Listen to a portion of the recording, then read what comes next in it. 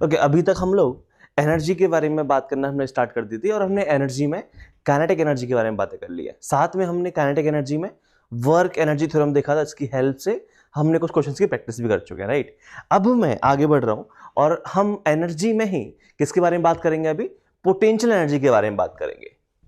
तो स्टार्ट करते हैं कहानी को। Potential energy,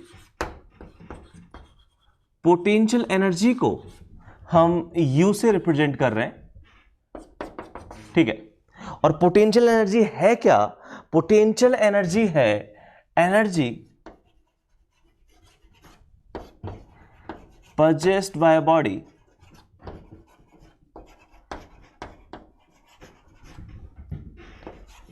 due to its configuration or position in space।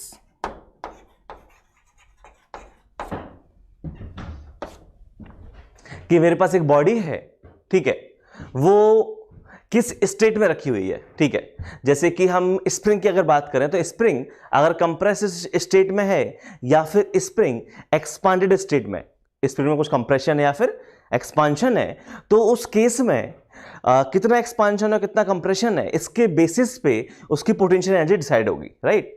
तो उसकी जो भी कॉन्फ़िगरेशन है, आप उसकी वजह से पोटेंशियल एनर्जी आ रही है कि स्प्रिंग कंप्रेस्ड है इसलिए पोटेंशियल एनर्जी आई, स्प्रिंग में कुछ एक्सपांशन है इसलिए पोटेंशियल एनर्जी आई। या फिर आप ये बोल सकते हो कि कोई ऑब्जेक्ट है वो स्पेस में पॉइंट ए पे रखा हुआ है, दूसरा ऑब्जेक्ट स्पेस में पॉइंट बी पे रखा हुआ है, तो दोनों पॉइंट्स की जो पोटेंशियल एनर्जी है वो क्या होगी, डिफरेंट होगी। तो बेसिकली ये जो पोटेंशियल एनर्जी है वो पार्टिकल की स्पेस में कुछ पर्टिकुलर पोजीशन या पर्टिकुलर कॉन्फ़िगरेशन की वजह से होता है, ठीक है। बाकी डिटेल क्या कहानी है अभी हम लोग शुरू करते हैं। तो अगर मैं बात करूं पोटेंशियल एनर्जी कि कैसे डिफाइन होती है, क्या पोटेंशियल एनर्जी होनी चाहिए, एक पर्टिकुलर जो फॉर्मूला आएगा वो क्या होना चाहिए, ठीक है। जैसे मैंने बोला था कि स्प्रिंग में होता है हाफ के एक्स स्क्वायर और ग्रेविटेशनल पोटेंशियल एनर्जी होती है mgh, ये कहां से आया, ठीक है। तो हम उन सब के बारे में बात करने वाले हैं। तो याद रखना कि पोटेंशियल एनर्जी एक कंजर्वेटिव फोर्स के लिए डिफाइन होती है, ठीक है।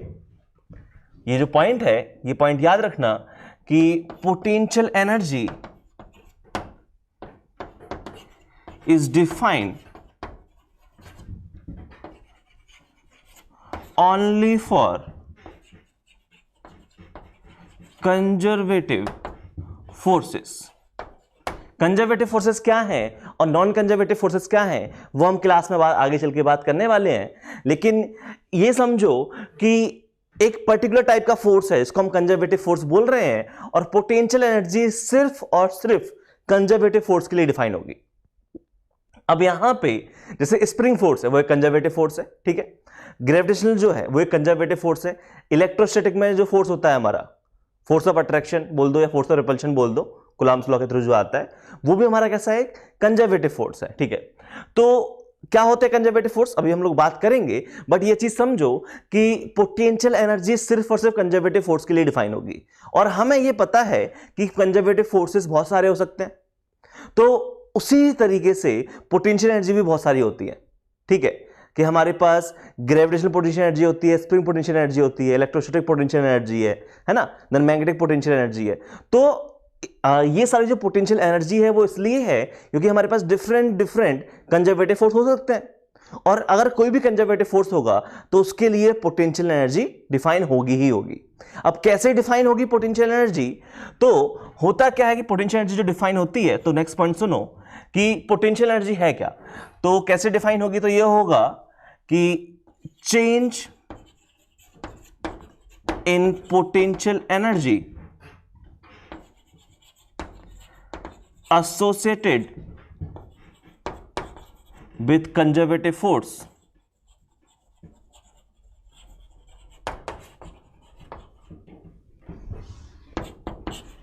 is equal to negative of work done by conservative force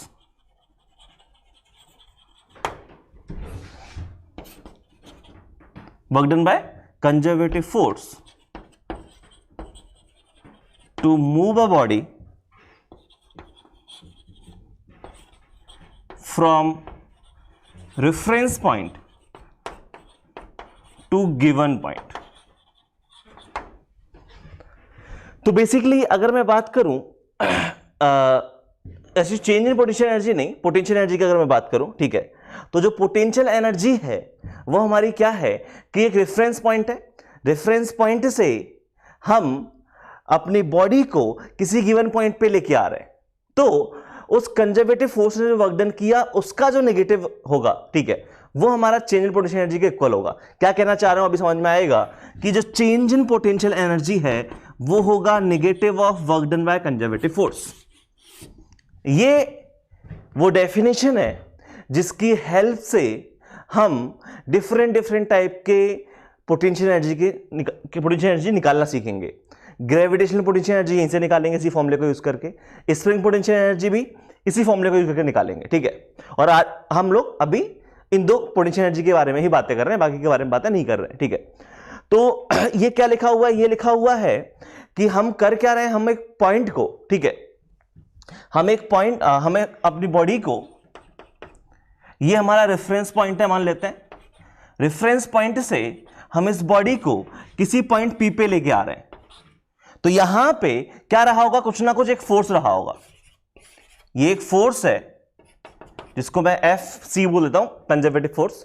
इस कंजर्वेटिव, जब मैं बॉडी को इस पॉइंट ए से पॉइंट बी पे लेके आया हूं, ठीक है, तो क्या हुआ होगा, मुझे इस फोर्स के अगेंस्ट कुछ वर्क डन करना पड़ा होगा, ठीक है, और मैंने जो इस फोर्स के अगेंस्ट वर्क डन किया उससे मेरी एनर्जी कम हुई, तो वो जो एनर्जी है वो इस कंजर्वेटिव फोर्स ने किसकी फॉर्म में स्टोर कर ली, पोटेंशियल एनर्जी की फॉर्म में स्टोर कर ली, ठीक है। तो कहानी यही है कि रेफरेंस पॉइंट से अगर आप उसको गिवन पॉइंट पे लेके आओगे तो ये जो कंजर्वेटिव फोर्स ने जो वर्क डन किया उसका जस्ट नेगेटिव वही आपकी पोटेंशियल एनर्जी में चेंज होगा। क्या कहना चाह रहा हूं अभी और से समझ में आने वाला होगा, ठीक है। तो बेसिकली इस चीज को मैं ये लिख सकता हूं कि U final minus U initial is equal to negative of change in potential energy. और यहां से इस चीज को मैं ऐसे लिख सकता हूं कि जो मेरी फाइनल पोटेंशियल एनर्जी है वो है you initial minus work done by conservative force. ये बोल सकते हो कि किसी भी पर्टिकुलर पॉइंट पे अगर मुझे पोटेंशियल एनर्जी निकालनी है तो वो हो जाएगा इनिशियल पोटेंशियल एनर्जी बोले तो रेफरेंस पॉइंट की potential energy minus work done by conservative force. तो यहां से एक चीज आपको देख के और समझ में आ रही है कि अगर मुझे चेंज इन पोटेंशियल एनर्जी की बात करनी है तो वो सीधे नेगेटिव ऑफ वर्क डन पे डिपेंड कर रहा है, लेकिन अगर मुझे किसी पर्टिकुलर पॉइंट पे पोटेंशियल एनर्जी निकालनी है तो उसके लिए मुझे इस चीज की वैल्यू पता होना चाहिए, मुझे रेफरेंस पॉइंट की पोटेंशियल एनर्जी पता होना चाहिए, ठीक है।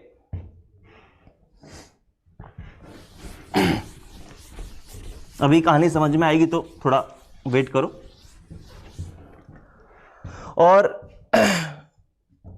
क्या है पॉइंट्स, ठीक है, तो एक दो पॉइंट्स और हैं कि जनरली हम लोग करते क्या हैं,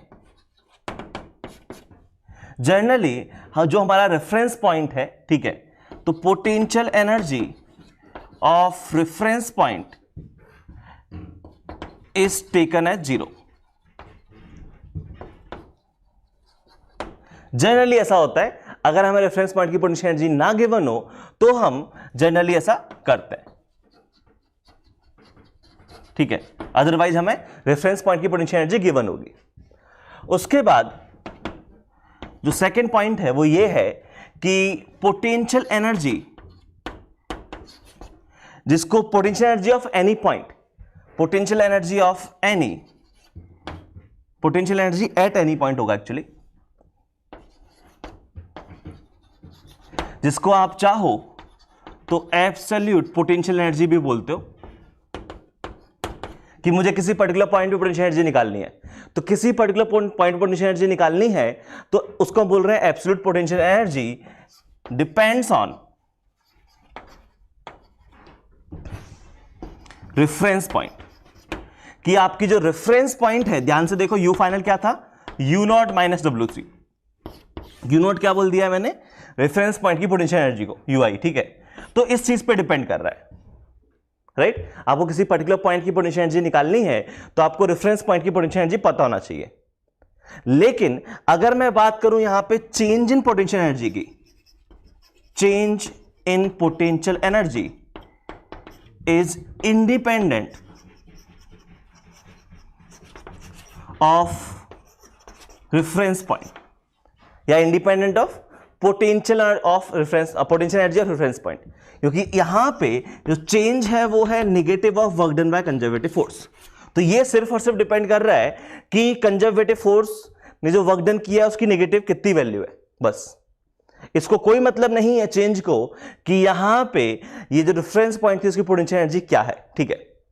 अब ये छोटे छोटे मैंने 2-3 पॉइंट्स बताए हैं, तो मेनली जो मैंने पॉइंट बताया है वो ये है कि पोटेंशियल एनर्जी कंजर्वेटिव फोर्सेस के लिए डिफाइन होगी, और कैसे डिफाइन होगी, तो डेफिनेशन ये है कि work done by conservative forces का जो नेगेटिव होता है वो चेंज इन पोटेंशियल एनर्जी के बराबर होता है, ठीक है।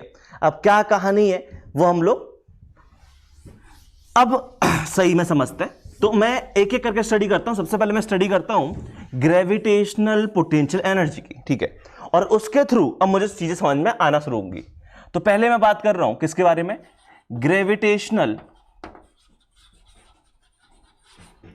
पोटेंशियल एनर्जी, जिसको आप जीपीई बोल सकते हो। ग्रेविटेशनल पोटेंशियल एनर्जी क्या है, तो बाय डेफिनेशन ये क्या होना चाहिए कि हम change in potential energy equal to negative of work done by conservative force, यही करेंगे। तो यहां पे हमारे पास, अच्छा, ग्रेविटेशनल पोटेंशियल एनर्जी में छोटा सा पॉइंट ये है कि यहां पे हम रेफरेंस पॉइंट क्या लेते हैं, रेफरेंस पॉइंट हम ग्राउंड को मानते हैं। इसका मतलब ग्राउंड की जो पोटेंशियल एनर्जी है वो कितनी हो जाएगी, 0, राइट। तो यहां पे रेफरेंस पॉइंट ग्राउंड को लेके चल रहे हैं। तो हुआ क्या कि ये मान लो ये हमारे पास एक कोई पॉइंट है P, ठीक है, एक हॉरिजॉन्टल लेवल है यहां पे। तो हम यहां पे इस पॉइंट P पे हैं। अब इस पॉइंट P से मुझे जाना है ऊपर की तरफ, और ऊपर की तरफ जाके मान लो मैं इस पॉइंट पे पहुंच गया, ठीक है। ये जो पॉइंट है इसका कुछ नाम देना चाहेंगे अपन, तो इसका नाम दे देते हैं कि क्या नाम देना है, चलो x नाम दे दो, ठीक है, या a नाम दे देते हैं, ठीक है। इस पॉइंट का नाम a है। तो हम यहां से पॉइंट a पे पहुंच गए। अब पॉइंट मुझे यहां पे जो बात करनी है, ये हम बात कर रहे हैं किसके बारे में, ग्रेविटेशनल पोटेंशियल एनर्जी के बारे में। तो पार्टिकल पहले था पॉइंट P पे, ठीक है। पॉइंट P से पार्टिकल पॉइंट A चला गया और ये हाइट h है, और यहां पे जो ग्रेविटी है वो नीचे की तरफ एक्ट कर रही थी, कोई दिक्कत नहीं है। तो यहां पे आप कैसे निकालोगे ग्रेविटेशनल पोटेंशियल एनर्जी, तो आपने क्या बोला, आपने बोला कि जो ग्रेविटेशनल पोटेंशियल एनर्जी है डेफिनेशन के हिसाब से ये होना चाहिए कि work done, change in potential energy is equal to negative of work done by conservative force. और यहां पे ध्यान से देखो, अगर मैं इस पर्टिकुलर केस में बात करूं, अगर इस ऑब्जेक्ट का जो मास है, अगर वो मास m है, ठीक है, और ये ऑब्जेक्ट ऊपर गया है, तो work done by gravitational force आ जाएगा, negative of work done by gravitational force. और negative of work done by gravitational force कितना है, तो work done by gravitational force है -mgh। सोच के देखो, माइनस से माइनस कैंसिल, तो मुझे पहला पॉइंट तो ये समझ में आया कि change in potential energy is equal to +mgh। ध्यान दो, ये जो मैंने चेंज इन पोटेंशियल एनर्जी निकाला है, इसके लिए मुझे रेफरेंस पॉइंट, जो कि मेरा पॉइंट P मैंने माना हुआ है, मान लो, ठीक है, उसकी पोटेंशियल एनर्जी जरूरत नहीं पड़ी। रेफरेंस पॉइंट आपका कहीं भी हो, चाहे पॉइंट P पे हो, चाहे पॉइंट A पे हो, चाहे रेफरेंस पॉइंट यहां पे कहीं हो, उससे हमें कुछ फर्क पड़ नहीं रहा है। सीधा जो चेंज इन पोटेंशियल एनर्जी वो कितना आ गया, mgh आ गया। लेकिन अगर मुझे ये बताना है कि ये बताओ पॉइंट A पे पोटेंशियल एनर्जी कितना है, तो मुझे जरूरत पड़ेगी। तो इस चीज को मैं क्या लिख सकता हूं, इसी चीज को मैं लिख सकता हूं यहां पे कि potential energy at A minus potential energy at P is equal to +mgh। ऊपर जाने में पोटेंशियल एनर्जी बढ़ रही है, और कितना बढ़ जाएगी, तो A पे जो पोटेंशियल एनर्जी है वो P की पोटेंशियल एनर्जी में +mgh हो जाएगा।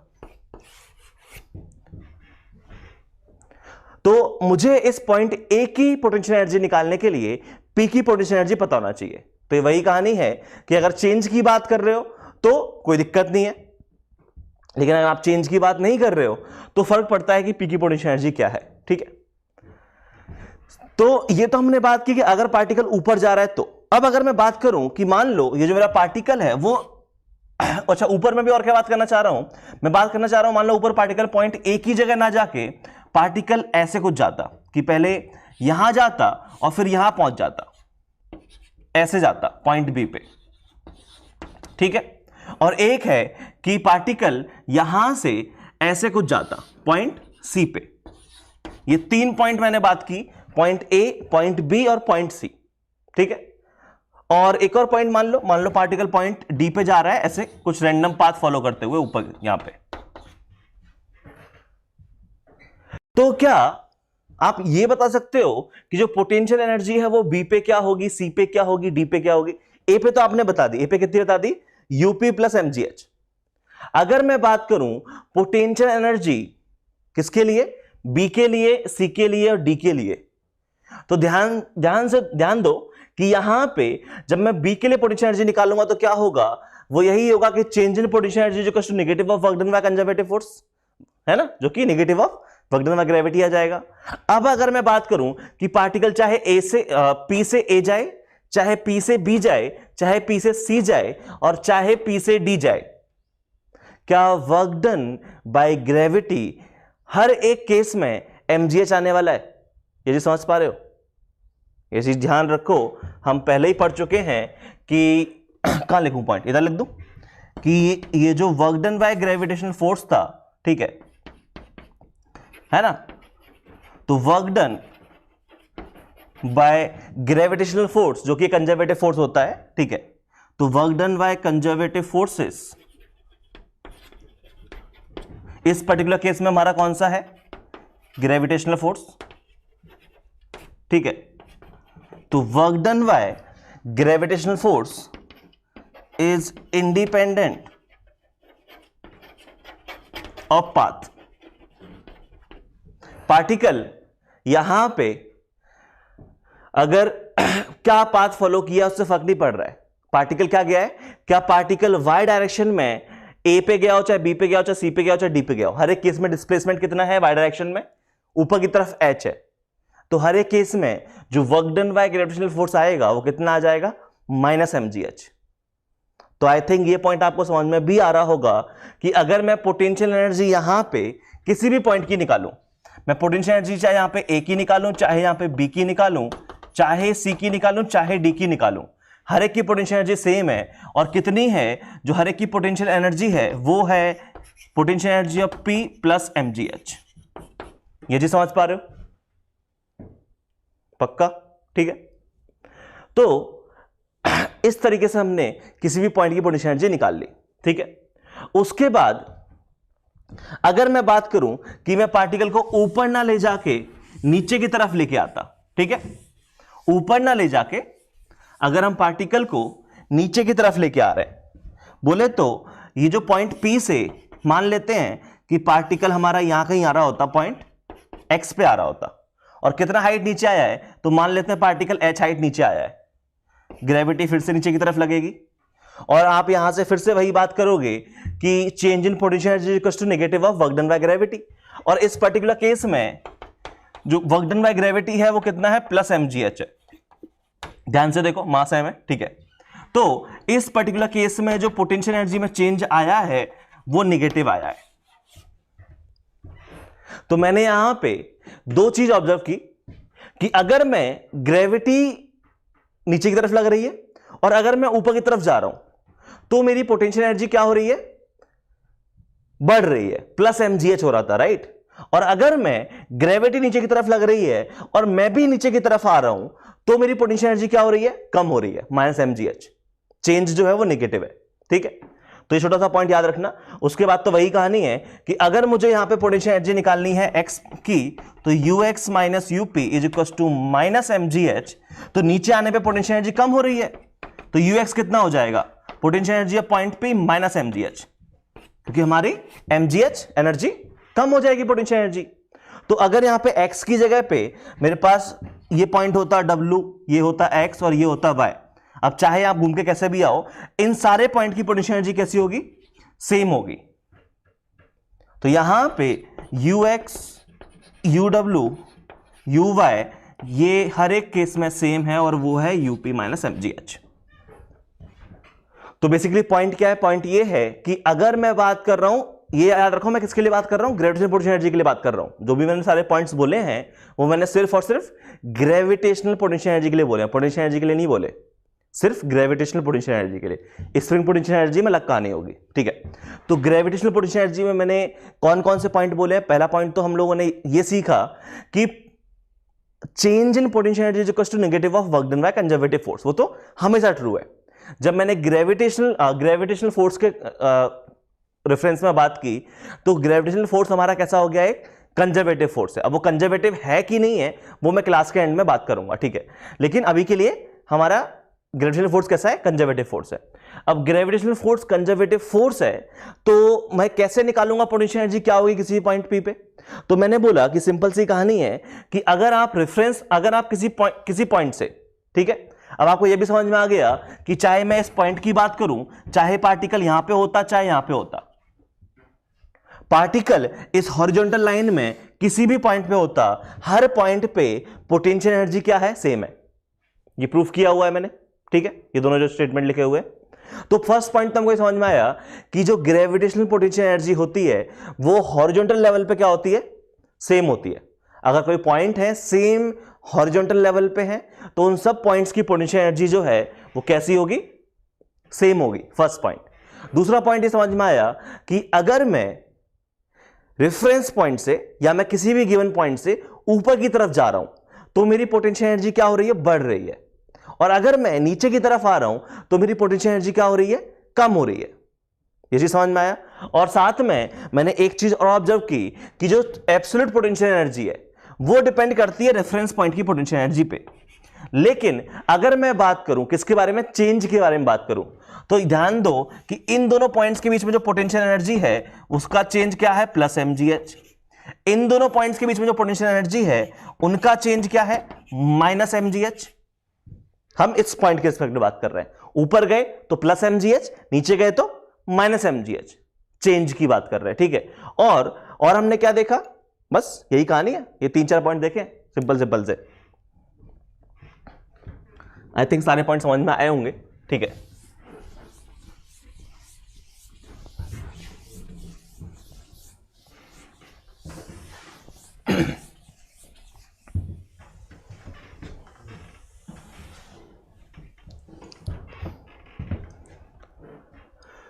तो ये मुझे समझ में आया किसके बारे में, ग्रेविटेशनल पोटेंशियल एनर्जी के जो बेसिक पॉइंट है उनके बारे में समझ में आ गया, ठीक है।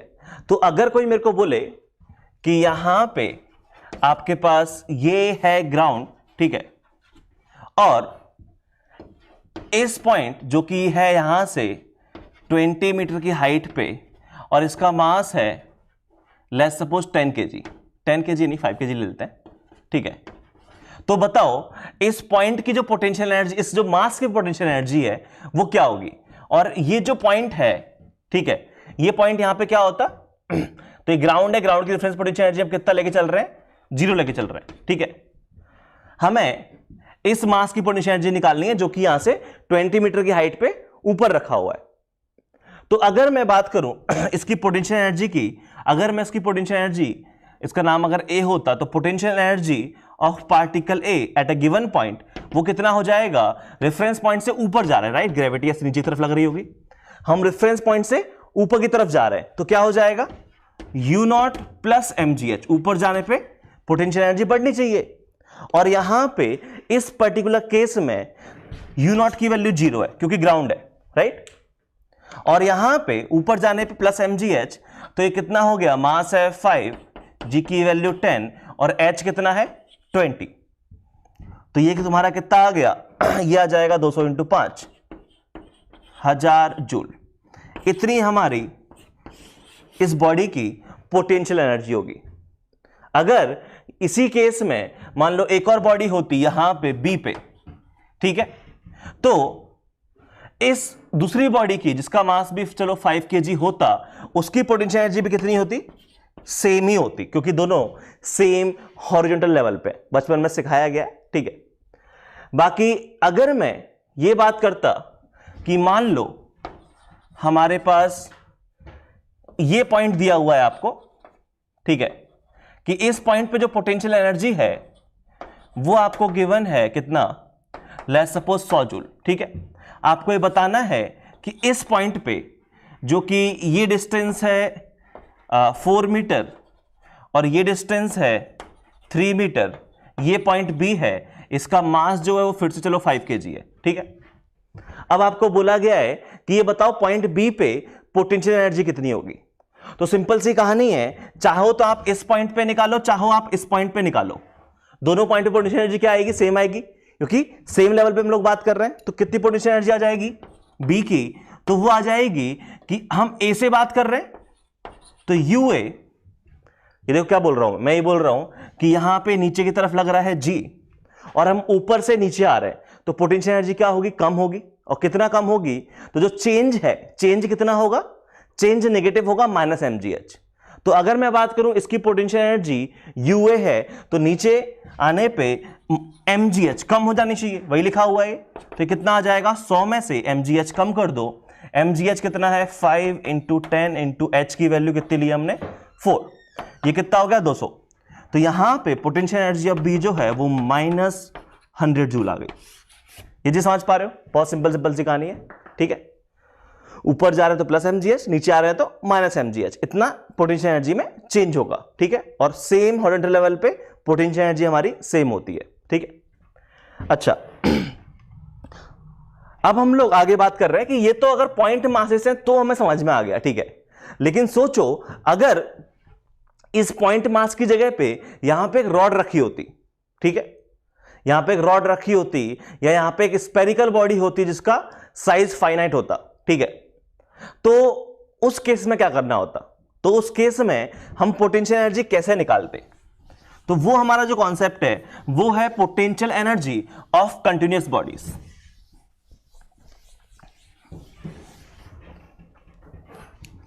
तो हम लोग बात कर रहे हैं पोटेंशियल एनर्जी ऑफ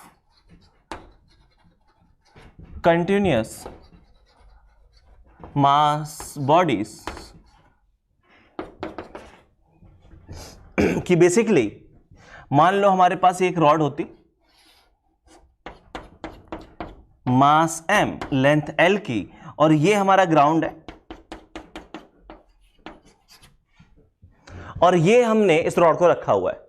अब हमसे पूछा जाता कि इस रॉड की पोटेंशियल एनर्जी क्या होगी, तो हमें पॉइंट मास की तो पता है कि अगर मैं बात करूं किसी भी पॉइंट मास की, अगर इस पॉइंट मास की बात करूं तो वो तो आ जाएगा इस पॉइंट मास का जो भी मास है m g इंटू ये हाइट h। लेकिन यहां पे ऐसे इनफाइनाइट पॉइंट मासेस हैं, इस पॉइंट मास की बात करूंगा तो इसकी पोटेंशियल एनर्जी अलग होगी, इस पॉइंट की मास की बात करूंगा तो इसकी पोटेंशियल एनर्जी अलग होगी, क्योंकि हर एक पॉइंट मास के लिए जो हाइट है वो अलग अलग आ रही है। तो मुझे तो इस बॉडी की नेट पोटेंशियल एनर्जी निकालनी है, कैसे निकालूंगा, तो आपको देख के समझ में आ रहा होगा कि यहां पे हमको इंटीग्रेशन करना पड़ेगा कि यहां पे हम क्या करें, हम सारे पॉइंट मासेस की पोटेंशियल एनर्जी निकाल के सम कर दें। तो कैसे करेंगे, तो हम किसी भी एक पॉइंट मास की पोटेंशियल एनर्जी निकाल लेते हैं। तो तरीका यह होगा कि आप यहां से किसी भी डिस्टेंस y पे ग्राउंड से एक छोटा सा एलिमेंट मान लो, ठीक है, जिसकी जो विड्थ है वो कितनी होगी, dy होगी। तो y पे एक dy विड्थ का हमने एक मास एलिमेंट मान लिया, और ये जो एलिमेंट है इसका जो मास है वो dm है और इसकी जो पोटेंशियल एनर्जी है वो du है। तो अगर मैं इसकी पोटेंशियल एनर्जी को du बोलूं, ठीक है, तो क्या इस पॉइंट मास की जो पोटेंशियल एनर्जी है वो होगा इसका मास। देखो रेफरेंस पॉइंट से ऊपर जा रहे हैं तो पोटेंशियल एनर्जी बढ़नी चाहिए, रेफरेंस पॉइंट की पोटेंशियल एनर्जी कितनी है 0, राइट। ऊपर जा रहे हैं तो कितना ऊपर जाना है, तो हमें बाय डिस्टेंस ऊपर जाना है, इसका तो कितना आ जाएगा, इसका मास dm into g into h, और कितना ऊपर आए हम लोग, y ऊपर आ गए। क्या यही नहीं होगा, बिल्कुल यही होगा, ये जी समझ पा रहे हो, ठीक है।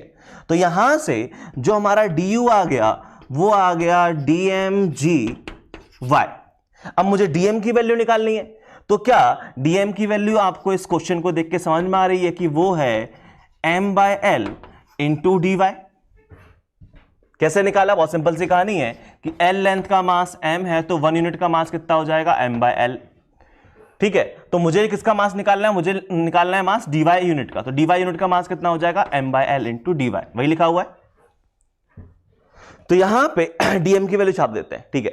बट dm की वैल्यू छापने से पहले अब मैं क्या बात करता हूं, मैं बात करता हूं यहां पे कि मुझे ऐसे सारे पॉइंट की पोटेंशियल एनर्जी निकालनी है। तो अगर मुझे इस बॉडी की पोटेंशियल एनर्जी निकालनी है, इस रॉड की नेट पोटेंशियल एनर्जी निकालनी है, तो क्या मैं इन सारे du का सम कर दूं? कुछ पोटेंशियल एनर्जी इस पॉइंट की होगी अलग, इस पॉइंट की अलग होगी, इस पॉइंट की अलग होगी, तो ऐसे सारे पॉइंट्स का मैं सम कर देता हूं। तो इंटीग्रेशन कर दिया मैंने, तो ये आ जाएगा इंटीग्रेशन ऑफ dmgy, ये चीज समझ में आनी चाहिए। dm कितना है, m/l इंटू dy, ठीक है, और ये कितना हो जाएगा, g इंटू y। जो कांस्टेंट है उन टर्म्स को बाहर निकाल लो, तो mg/l, ये चीज कांस्टेंट है, ये हो जाएगा y dy का इंटीग्रेशन। अब हम इंटीग्रेशन कर रहे हैं किसके रिस्पेक्ट में, y के रिस्पेक्ट में इंटीग्रेशन कर रहे हैं। तो y के रिस्पेक्ट में इंटीग्रेशन कर रहे हैं, तो लिमिट y की क्या आ जाएगी, 0 से लेके l तक के हमको सारे पॉइंट्स कवर करने हैं, तो लिमिट आ जाएगी 0 से l। इसको सॉल्व कर लो, ये लिखा हुआ है mg/l, ये हो जाएगा y²/2, लिमिट 0 से l। तो यहां से ये आ जाएगा mg/l into l²/2, limit put कर दी, ये आंसर बन गया mg/l/2। ये हमारी इस रॉड की पोटेंशियल एनर्जी है। तो मुझे एक चीज तो ये समझ में आ गई कि अगर मुझे कोई कंटिन्यूअस मास की बात करनी है, ठीक है, हम यहां पे मान रहे हैं कि जो मास है वो यूनिफॉर्मली डिस्ट्रीब्यूट किया गया है। तो अगर मुझे कंटिन्यूअस मास की बात करनी है, कंटिन्यूअस बॉडी, एक बॉडी की बात करनी है जो कि रॉड हो गई है ना, या फिर रिंग हो गई, या स्फेरिकल बॉडी हो गई, इस टाइप की कहानी कुछ। तो अगर मुझे कंटिन्यूअस मास बॉडीज के बारे में बात करनी है, तो मुझे वहां पे हर एक पॉइंट की पोटेंशियल एनर्जी अलग अलग आ रही है। तो अगर मुझे इस बॉडी की नेट पोटेंशियल एनर्जी चाहिए, तो मुझे उन सारी पोटेंशियल एनर्जी का सम करना पड़ा, ठीक है। और सॉल्व करने पे ये कुछ आंसर आ गया mg/l/2। अब एक तरीका तो ये है कि मैं हर एक क्वेश्चन के लिए इंटीग्रेशन करूं, इतना लंबा सॉल्व करूं, या एक तरीका ये है कि यहां पे कुछ जुगाड़ बन रही है, वो जुगाड़ को आप पहचान लो, ठीक है। तो यहां पे जो जुगाड़ है, ठीक है, वो है कि ये जो L/2 है, ये होती है height of centre of mass. अब सेंटर ऑफ मास का कॉन्सेप्ट क्या है वो हम लोग डिटेल में आगे पढ़ेंगे, बट जो जुगाड़ है वो चीज सीख लो, सो दैट अभी क्वेश्चन सॉल्व कर पाओ। बाकी सेंटर ऑफ मास का एक्चुअल कॉन्सेप्ट क्या है वो तो मैं आगे चल के पढ़ाऊंगा, ठीक है।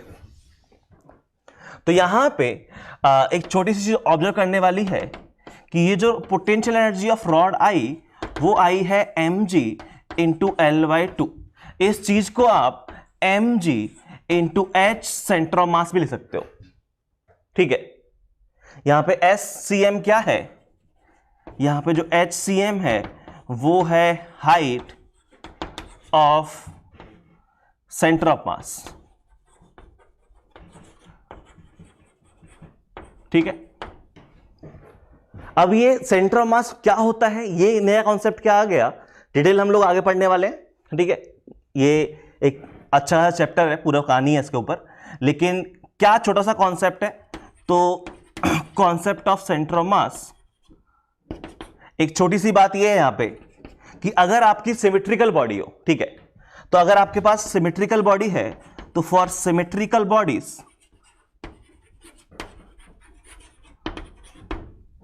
सिमेट्रिकल बॉडीज के केस में अगर आपको सेंटर ऑफ मास की पोजीशन बतानी है, तो position of centre of mass, position of centre of mass ये कहां होगी, ये होगी आपकी सेंटर ऑफ सिमेट्री पे। तो अगर आपके पास कोई सिमेट्रिकल बॉडी है, तो आप क्या करो, सिमेट्रिकल बॉडी का सेंटर ऑफ सिमेट्री निकाल लो, बस प्रोवाइडेड वो जो बॉडी है वहां पे मास डिस्ट्रीब्यूशन यूनिफॉर्म हो। जैसे मान लो अगर मैं बात करना चाहूं कि मेरे पास एक रॉड है, राइट, तो रॉड है, तो रॉड का अगर हम लोग सेंटर ऑफ सिमेट्री बात करें, तो ये इस पॉइंट के अबाउट सिमेट्रिकल है।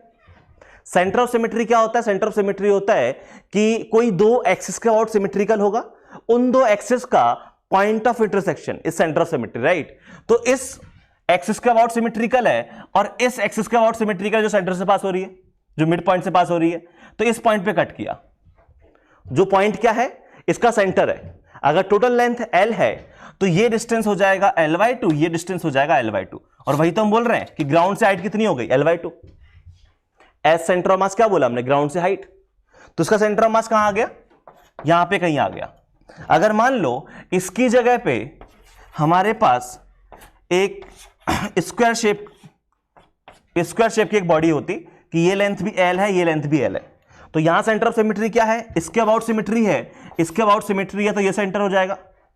और अगर मैं रेफरेंस पॉइंट से बात करूं कि ये ग्राउंड है तो ये हमारा सेंटर ऑफ मास है, राइट, और सेंटर ऑफ मास की हाइट कितनी हो जाएगी, तो ये हाइट हो जाएगी L/2। समझ पा रहे हो, ठीक है। तो सिंपल सी कहानी है, आप सेंटर ऑफ सिमेट्री निकालो और सॉल्व कर लो। जैसे और एग्जांपल ले लो, मेरे पास ये एक रिंग है और रिंग का मुझे सेंटर ऑफ सिमेट्री की बात करनी है, तो ये इस एक्सिस के अबाउट सिमेट्रिकल है, इस एक्सिस के अबाउट सिमेट्रिकल है, ऐसे बहुत सी एक्सिस के अबाउट सिमेट्रिकल है, तो ये है हमारा सेंटर ऑफ सिमेट्री, इसी को सेंटर ऑफ मास बोल देंगे। और अगर ये ग्राउंड पे ऐसे रखी होती तो ये डिस्टेंस कितना है, r ही तो है इसकी रेडियस के बराबर। ये जी समझ पा रहे हो। तो अगर आपके पास सिमेट्रिकल बॉडीज है तो वहां जो सेंटर ऑफ सिमेट्री है वही आपका सेंटर ऑफ मास होता है, और उसकी आप वर्टिकल हाइट देख लो, ठीक है। तो वर्टिकल हाइट देखना है बस, कितना है वर्टिकल हाइट हर एक केस में, और mg into h centre of mass, ये कॉन्सेप्ट आप लगा सकते हो, कोई दिक्कत नहीं है। चले यहां तक। जैसे मुझे इसका निकालना होता पोटेंशियल एनर्जी, अगर इसका मास m है तो इसकी जो पोटेंशियल एनर्जी है वो आ जाएगा mg, और s सेंटर ऑफ मास अगर मैं लिखूं यहां पे तो ये कितना आ जाएगा mgr। ये ग्राउंड है, ग्राउंड से ऊपर गए इसलिए पॉजिटिव है, ध्यान से देखो, समझ में आया। जैसे इसकी पोटेंशियल एनर्जी निकालनी होती तो कितने जाती, इसकी पोटेंशियल एनर्जी आ जाती, इसका मास mg इंटू कितना डिस्टेंस ऊपर गए L/2, mg s centre of mass, कोई दिक्कत नहीं। तो ये तो मैंने अभी तुम्हें जुगाड़ बता दी कि सेंटर ऑफ मास क्या होता है, ठीक है। एक्चुअली में सेंटर ऑफ मास या तो आपको सिमेट्रिकल बॉडी होगी दिख जाएगा, अगर सिमेट्रिकल बॉडी नहीं है तो फिर आपको इंटीग्रेशन की हेल्प से ही सॉल्व करना पड़ेगा, ठीक है ना। तो एक और छोटा सा हमने कॉन्सेप्ट देखा कि अगर कंटिन्यूअस मास बॉडीज हैं तो वहां पे अगर हमें निकालना है ग्रेविटेशनल पोटेंशियल एनर्जी तो वो mg into S centre of mass होगा, और सेंटर ऑफ मास की पोजीशन हमें निकालनी पड़ेगी। अगर जुगाड़ मिल जाए तो अच्छी बात है, नहीं मिले तो फिर आप जो लंबा वाला मेथड है इंटीग्रेशन उसकी हेल्प से सॉल्व करो, ठीक है, कोई दिक्कत नहीं है। अब कहानी, एक्चुअल कहानी शुरू होती है, ठीक है। एक्चुअल कहानी शुरू होती है मतलब क्या है कि अब यहां से आपको पोटेंशियल एनर्जी के क्वेश्चन पूछ सकते हैं, ठीक है। और याद रखना कोई पोटेंशियल एनर्जी का क्वेश्चन ऐसे नहीं पूछता कि इसकी पोटेंशियल एनर्जी क्या है। ये तो वही वाली बात हो गई कि मैंने पार्टिकल है मास m का, वो वेलोसिटी v0 से जा रहा है, पूछा काइनेटिक एनर्जी क्या है, कोई पूछने का सेंस नहीं है, बहुत सिंपल क्वेश्चन हो गया। वैसे ही हम ये पोटेंशियल एनर्जी नहीं पूछते हैं कभी, ठीक है, बहुत कॉमन सेंस वाली बात है, हर कोई निकाल लेगा, हर बच्चा निकाल लेगा। हम जो पूछते हैं वो थोड़े से ट्रिकी क्वेश्चन पूछेंगे, जैसे कि मान लो आपसे ये पूछा जाता, ठीक है, कि ये एक चेन आपको गिवन है, इस पॉइंट से फिक्स है, ठीक है। तो चेन क्या है, मास m लेंथ l। अब मैंने क्या किया, ये जो चेन है इसका जो बॉटम मोस्ट पॉइंट है इसको उठा के मैंने यहां चिपका दिया, और ये जो प्रोसेस है वो मैंने बहुत ही स्लोली की है, सच दैट हमारे पास चेन के पास कोई वेलोसिटी नहीं आई है, ठीक है। तो हम इसको ग्रेजुअली ऊपर लेके गए हैं, तो मैंने फाइनली क्या किया, मैंने इस पॉइंट पे लाके जो चेन का लोअर मोस्ट पॉइंट था उसको चिपका दिया, ठीक है, ऐसा कुछ।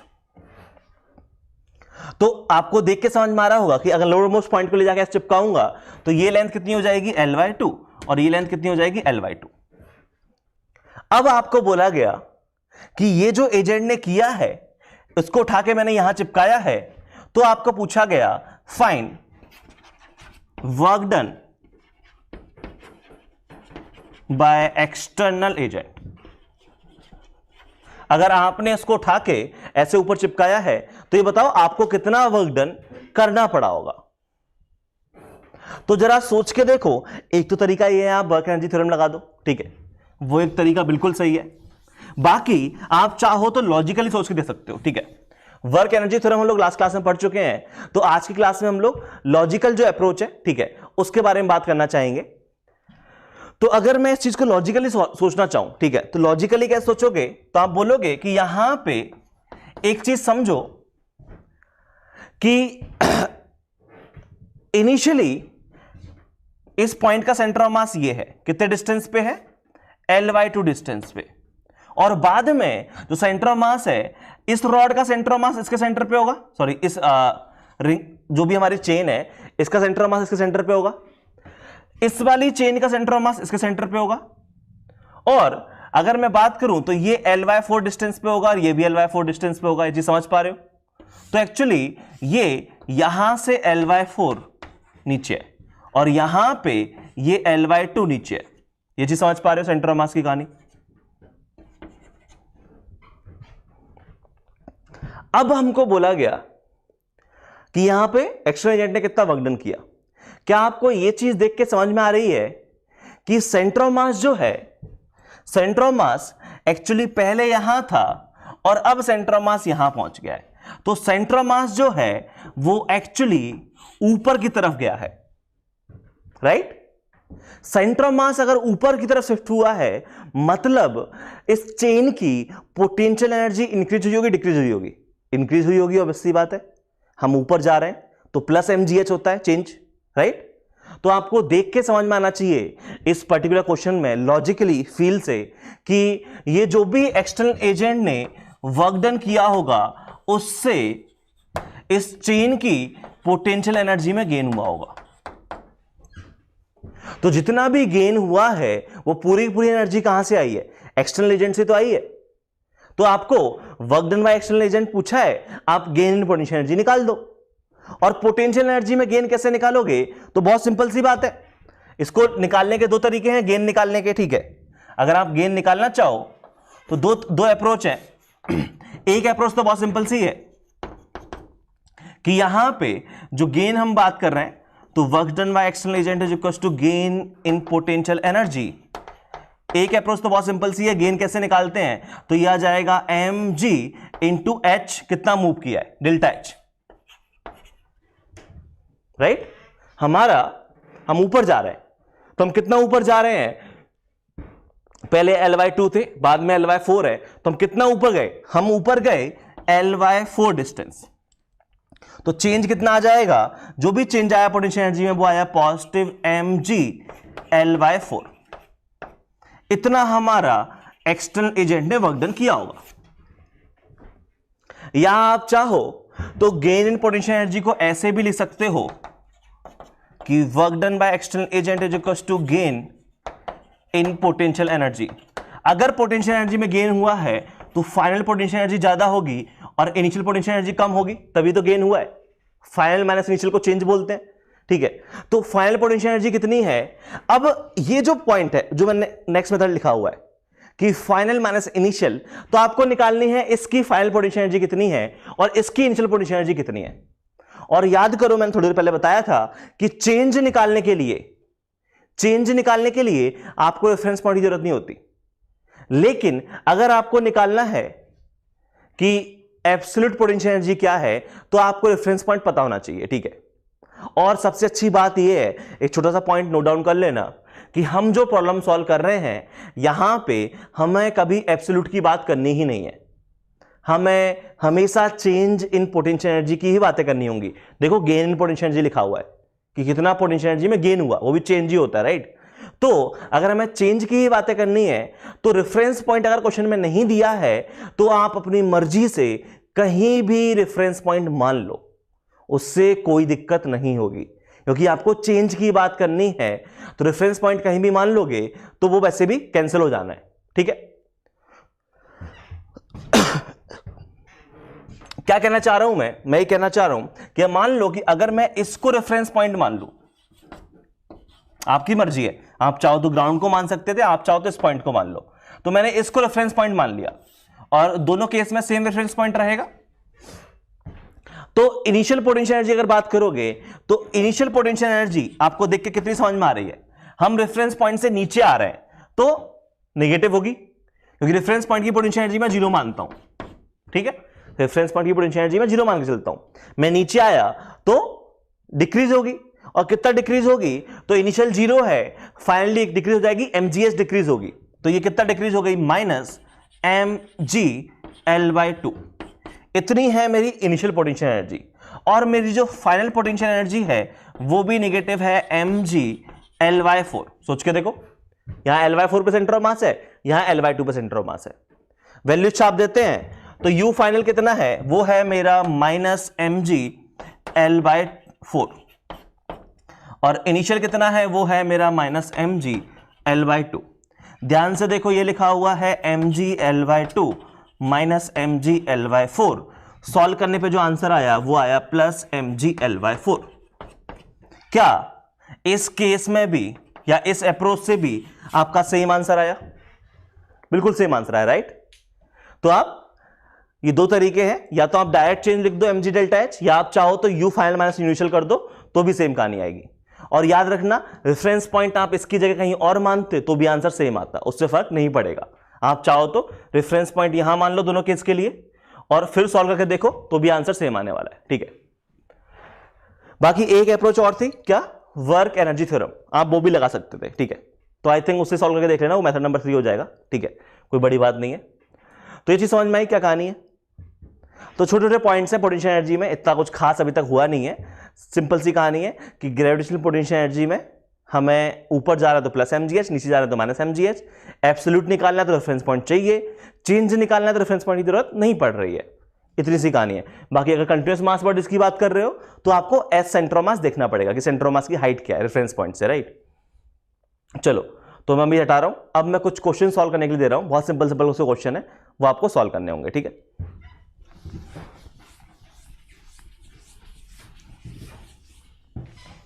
ओके, सामने 4 क्वेश्चन लिखे हुए हैं, काफी सिंपल सिंपल से क्वेश्चन है। फर्स्ट 3 क्वेश्चंस में आपको निकालना है पोटेंशियल एनर्जी। एक्चुअली मैंने एब्सोल्यूट पोटेंशियल एनर्जी पूछा है, राइट? और जो ग्राउंड है वो हमारा रेफरेंस पॉइंट है, तो रेफरेंस पॉइंट की पोटेंशियल एनर्जी कितनी लेनी है आपको? 0 लेनी है ग्राउंड की, ठीक है। तो ये 3 क्वेश्चन वो वाले हैं।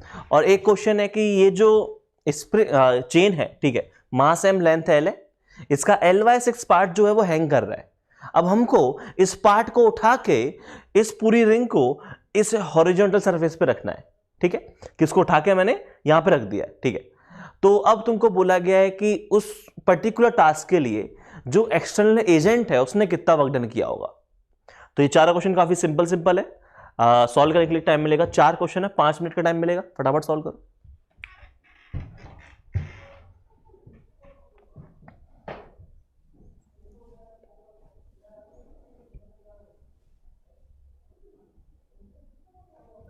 चलो, आई थिंक सॉल्व कर लिया होगा। हमें मतलब होगा कि कंटिन्यूअस मास बॉडीज हैं, तो यहां पे मैं सेंटर मास की पोजीशन निकालनी होगी। तो यहां पे इसका सेंटर होगा, और इसका सेंटर का जो वर्टिकल डिस्टेंस है वो कितना है ग्राउंड से, वो है हमारा r। तो अगर मैं इसकी पोटेंशियल एनर्जी की बात करूं तो ग्राउंड की 0 है, तो ऊपर जाने पे प्लस होगा mg, S centre of mass, S centre of mass है यहां पे r। इस पर्टिकुलर केस में 2 बॉडी हैं, तो इसको मैं बॉडी A बोलूं, इसको मैं बॉडी B बोलूं, ठीक है। तो इसका सेंटर ऑफ मास यहां पे है, कितना डिस्टेंस पे, r पे, और इसका सेंटर ऑफ मास ये डिस्टेंस 2r और ये डिस्टेंस r। तो इसका सेंटर ऑफ मास किस हाइट पे है, 3r पे है, ठीक है। तो मुझे अगर टोटल पोटेंशियल एनर्जी निकालनी है तो वो हो जाएगा potential energy of A plus potential energy of B। Potential energy of A क्या है, ग्राउंड पे 0 है, ऊपर जाएंगे तो प्लस mgh, h की वैल्यू r है, तो प्लस mgr। और पोटेंशियल एनर्जी ऑफ B क्या है, ग्राउंड से हम कितना ऊपर गए, हम सेंटर मास तक पहुंचने के लिए 3r ऊपर आए हैं, तो इसकी आ जाएगी mg इंटू 3r। मतलब ये जो आंसर है वो हो जाएगा 4mgr। ये हमारा इसकी पोटेंशियल एनर्जी होगी। इस पर्टिकुलर केस में सेंटर ऑफ मास की बात करूं तो सेंटर ऑफ मास ये कुछ एंगल थीटा पे रॉड रखी हुई है, तो ये लेंथ यहां से Ly2 डिस्टेंस पे होगा, सेंटर ऑफ मास Ly2 इस रॉड के अलावा होगा। लेकिन मुझे मतलब है इस वर्टिकल डिस्टेंस से, तो वर्टिकल डिस्टेंस कितना हो जाएगा, Ly2 का साइन थीटा। ये चीज समझ पा रहे हो? क्योंकि पोटेंशियल एनर्जी निकालने के लिए आपको वर्टिकल हाइट चाहिए होती है, तो इसकी पोटेंशियल एनर्जी कितनी आ जाएगी, वो आ जाएगी mg, और h कितना है, वो है Ly2 का साइन थीटा। कोई दिक्कत नहीं है। इस पर्टिकुलर केस में जब मुझे करना क्या है, देखो ये वाला मैं रेफरेंस पॉइंट कहां मान लूं, यहां मान लूं मैं, और बहुत सिंपल सी कहानी है कि work done by external agent is equal to gain in potential energy. ये जो पार्ट है 5L/6 ये अभी भी यहां रखा हुआ है, बाद में भी यहां रखा हुआ है, तो इसकी पोटेंशियल एनर्जी में कोई गेन नहीं हुआ। जो भी गेन हुआ है इसकी पोटेंशियल एनर्जी में हुआ है। और ध्यान से देखो, अगर मैंने इसको रेफरेंस पॉइंट मान लिया है तो सेंटर ऑफ मास पहले कहां था? पहले था इससे L/12, है ना, इस लेंथ का हाफ, L/12 डिस्टेंस नीचे था, और अब वो इस पॉइंट से यहां आ गया है। तो सेंटर ऑफ मास कितना डिस्टेंस गया है ऊपर? एक्चुअली सेंटर ऑफ मास ऊपर गया है, और कितना डिस्टेंस ऊपर गया है तो वो हमको पता है L/12। तो यहां गेन कितना हो जाएगा? वो आ जाएगा mg। इतना कितना ऊपर गया है? हमारा ऊपर गया है L/12। अच्छा, ये m डैश आएगा। m डैश क्या है? m डैश है इस L/6 लेंथ का मास। ये चीज समझ पा रहे हो? हमें इस जो L/6 लेंथ है इसमें गेन हुआ होगा पोटेंशियल एनर्जी में, और कितना गेन होता है? mgh। इसका मास m dash into g into h कितना है? L/12। अच्छा, m डैश कितना है इसका मास? तो यार ध्यान से देखो, यहां पे L लेंथ का मास कितना है? m है, तो L/6 लेंथ का मास कितना हो जाएगा? m/6 हो जाएगा। मतलब ये जो है वो आ जाएगा m/6 into g into L/12, और ध्यान से देखो ये लिखा हुआ है mgl/72। और अगर तुम्हें याद हो तो यही क्वेश्चन हमारे सीईटी में भी था, जिसको हमने सॉल्व किया था, और उस टाइम जब हमने सॉल्व किया था तो हमने इंटीग्रेशन की हेल्प से सॉल्व किया था, राइट, और सेम आंसर आया था। तो वही सेम कहानी है कि आप पोटेंशियल एनर्जी की हेल्प से ज्यादा इजीली सॉल्व कर पा रहे हो, कम मेहनत करनी पड़ रही है, ठीक है, कोई दिक्कत नहीं। तो ये तो हमको समझ में आ गया किसके बारे में? ग्रेविटेशनल पोटेंशियल एनर्जी के बारे में। अब छोटी सी कहानी और है किसके बारे में? Spring potential energy.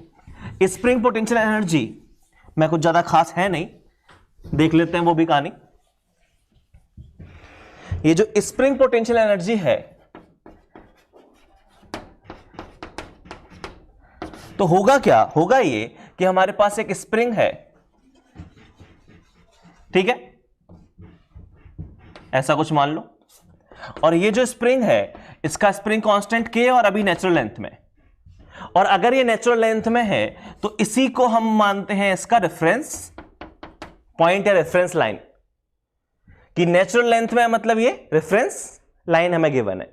और नेचुरल लेंथ में होने का मतलब ये है कि यहां पे डेल्टा x की वैल्यू 0 है, ना एक्सपांशन है ना कंप्रेशन है, मतलब इसकी जो पोटेंशियल एनर्जी है इस इंस्टेंट पे वो क्या होगी? 0 होगी। तो स्प्रिंग अगर नेचुरल लेंथ में है तो उसकी पोटेंशियल एनर्जी 0 है, ठीक है, रेफरेंस पॉइंट 0 मानी हुई हमने। तो अब यहां पे होगा क्या कि ये जो स्प्रिंग है, दो केस पॉसिबल है, या तो स्प्रिंग में एक्सपांशन होगा या स्प्रिंग में कंप्रेशन होगा। तो एक अगर मैं एक्सपांशन की बात करूं तो यहां पे हो सकता है ये थी हमारी नेचुरल लेंथ, और कितना एक्सपांशन है? x0 का एक्सपांशन है। या हो सकता है कि स्प्रिंग में कंप्रेशन हो, तो ये हमारी नेचुरल लेंथ थी, और स्प्रिंग में कितना कंप्रेशन है? लेट्स सपोज x0 का कंप्रेशन है। तो मैं दो केस के बारे में बात कर रहा हूं कि या तो स्प्रिंग में कंप्रेशन होगा या स्प्रिंग में एक्सपांशन होगा। दोनों ही केस में अगर स्प्रिंग में एक्सपांशन हुआ या कंप्रेशन हुआ तो दोनों ही केस में स्प्रिंग फोर्स ने कुछ ना कुछ वर्क डन किया, और उसका जो नेगेटिव है वही हमारा चेंज इन पोटेंशियल एनर्जी आएगा, ठीक है। और आपको देख के समझ में आ रहा होगा कि इस केस में भी स्प्रिंग ने नेगेटिव वर्क डन किया और इस केस में भी स्प्रिंग ने नेगेटिव वर्क डन किया। इसका मतलब हमारी पोटेंशियल एनर्जी कुछ ना कुछ गेन हो जाएगी। कैसे निकालेंगे पोटेंशियल एनर्जी? तो बहुत सिंपल सी कहानी है, वही हमारा कि change in potential energy is equals to negative of work done by conservative force. और यहां पे अगर हम वर्क डन की बात करें तो वर्क डन आ जाएगा नेगेटिव ऑफ kx dx का इंटीग्रेशन। ये जी समझ में आ रही है, ठीक है। अच्छा एक second, negative of work done, तो वर्क डन तो खुद अपने आप में नेगेटिव आएगा, माइनस kx dx का इंटीग्रेशन।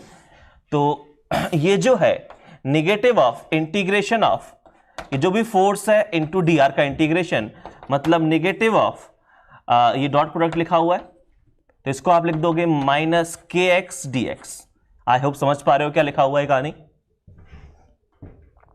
वर्क डन जो है वो क्या आ जाएगा, माइनस के एक्स डी एक्स का इंटीग्रेशन आ जाएगा, क्योंकि स्प्रिंग फोर्स क्या होता है यहां पे, जो स्प्रिंग फोर्स है वो हमारा के एक्स होता है, राइट। तो इसकी अगर मैं बात करूं तो ये क्या आ जाएगा, ये आ जाएगा, और लिमिट हम इंटीग्रेशन कर रहे हैं एक्स के रिस्पेक्ट में, तो लिमिट कहां से आ जाएगी, या तो हम बात करें एक्सपांशन हुआ है तो 0 से x नॉट, या कंप्रेशन हुआ है तो 0 से x नॉट, क्योंकि यहां पे हम इनिशियल स्टेट कहां पे लेके रखी हमने, नेचुरल लेंथ पे, तो इनिशियली कुछ कंप्रेशन या एक्सपांशन नहीं था, तो लिमिट जो है वो 0 से x नॉट आ गई। मतलब ये जो है वो आ जाएगा इंटीग्रेशन ऑफ के एक्स डी एक्स, ध्यान से देखोगे तो ये लिखा हुआ है के एक्स स्क्वायर बाय 2 लिमिट 0 से x नॉट, तो आपका जो चेंज इन पोटेंशियल एनर्जी है वो आ जाएगा के एक्स स्क्वायर बाय 2 के एक्स नॉट स्क्वायर बाय 2, ये आ जाएगा आपका चेंज इन पोटेंशियल एनर्जी। और इस पर्टिकुलर केस में अगर मैं बात करूं तो मैंने रेफरेंस पॉइंट की पोटेंशियल एनर्जी है वो कितनी मानी हुई है, 0 मानी हुई है, क्योंकि चेंज इन पोटेंशियल एनर्जी क्या होगा, U इज इक्वल टू जो हमारा डेल्टा U है इसको अगर आगे सॉल्व करेंगे तो UF is equal to U naught plus half K X square आ जाएगा। इनिशियल पोटेंशियल एनर्जी 0 मानी हुई है रेफरेंस पॉइंट की, तो यहां पे जो हमारी पोटेंशियल एनर्जी है वो कितना आ गया, वो आ गया हाफ के एक्स स्क्वायर। ठीक है, ज्यादा कुछ खास है नहीं, इसलिए मैंने भी ज्यादा कुछ खास इसमें बताया नहीं है, ठीक है, क्योंकि सिंपल सी कहानी है कि जो work done by conservative force का उसका नेगेटिव हमारा चेंज इन पोटेंशियल एनर्जी होगा, तो वो के एक्स स्क्वायर बाय 2 आ गया, हाफ के एक्स स्क्वायर, और रेफरेंस पॉइंट की पोटेंशियल एनर्जी 0 है, इसका मतलब हमारी जो पोटेंशियल एनर्जी है वो कितनी आ जाएगी, half K X square, half K x not square, actually ये एक्स नॉट लिखा हुआ है, और यहां पे ये जो आपका एक्स नॉट है चाहे वो कंप्रेशन हो सकता है चाहे वो आपका एक्सपांशन हो सकता है, तो याद रखना spring potential energy half K x not square होती है, और यहां पे जो एक्स नॉट है वो कंप्रेशन या एक्सपांशन है, ठीक है। तो इस तरीके से हम स्प्रिंग पोटेंशियल एनर्जी के बारे में बात करेंगे। तो किसी भी इंस्टेंट पे आपसे स्प्रिंग पोटेंशियल एनर्जी पूछा जाए, सिंपल ये फॉर्मूला लगा दो, और यहां पे एक्स कंप्रेशन या एक्सपांशन होगा। तो जैसे कि मान लो आपसे बोला जाता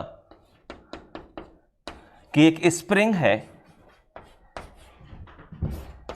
शुरू में इसमें जो एक्सपांशन है वो है 2 सेंटीमीटर, एक्सपांशन है शुरू में, ठीक है। अब मैं क्या कर रहा हूं, इसको पकड़ के आगे खींच रहा हूं, ठीक है, स्लोली हम आगे लेके जा रहे हैं इसको। अब अगर हम इसको स्लोली आगे लेके जा रहे हैं तो फाइनली जो एक्सपांशन है वो हमारा कितना आ गया है, वो हमारा आ गया लेट्स सपोज 6 सेंटीमीटर, ठीक है।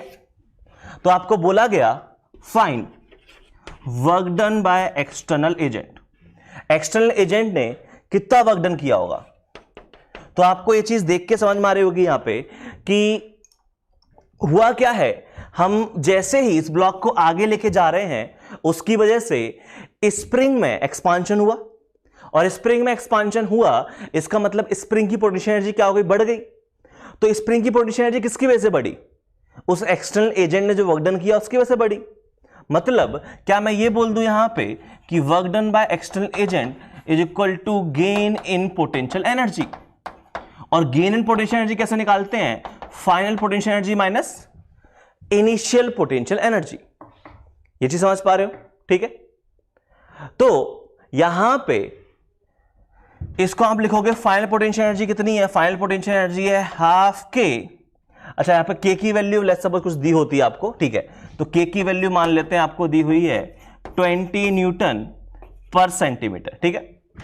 तो half K x final square minus half K x initial square, ये हो जाएगा हाफ ऑफ 20, एक्स फाइनल कितना हो जाएगा 36 minus half of 20, x initial कितना हो जाएगा इसका स्क्वायर 4, ये लिखा हुआ है ये कितना आ जाएगा 10 इंटू 36 माइनस 4 32, तो ये कितना आ गया 320 जूल। इतना एक्सटर्नल एजेंट को वर्क डन करना पड़ा होगा, कोई दिक्कत नहीं है। अच्छा कोई गलती से ये मत कर देना इसमें कि गेन इन पोटेंशियल एनर्जी निकाल रहे हैं तो किसी ने अगर गेन इन पोटेंशियल एनर्जी को ये लिख दिया कि हाफ के डेल्टा एक्स स्क्वायर, कितना चेंज हुआ? तो कोई इसको ऐसे लिख दे हाफ ऑफ 20, और डेल्टा एक्स कितना है? शुरू में था 2, बाद में था 6, तो 4 का स्क्वायर। ये लिखना गलत है, ये समझ पा रहे हो ना? जो half K x not square potential energy आती है ना, वो हमारी एब्सोल्यूट पोटेंशियल एनर्जी होती है। और अगर मैं चेंज इन पोटेंशियल एनर्जी की बात करूं तो चेंज इन पोटेंशियल एनर्जी होगा फाइनल माइनस इनिशियल। ये जी समझ पा रहे हो? कोई दिक्कत नहीं है। और अगर ऐसा है कि हमारी इनिशियल पार्टिकल नेचुरल लेंथ में है, इनिशियल स्प्रिंग अगर नेचुरल लेंथ में है, तो क्या चेंज कितना आ जाएगा? Half K x final square minus 0। तो नेचुरल लेंथ के केस में जो चेंज है वो हाफ के एक्स स्क्वायर के बराबर आ गया है, लेकिन एक्चुअली में चेंज क्या होगा? You final minus U initial. I think समझ में आ रहा है क्या बोल रहा हूं मैं? ठीक है, तो कोई दिक्कत नहीं है। तो चलो पहले हटाते हैं, फिर हम लोग आगे बात करते हैं।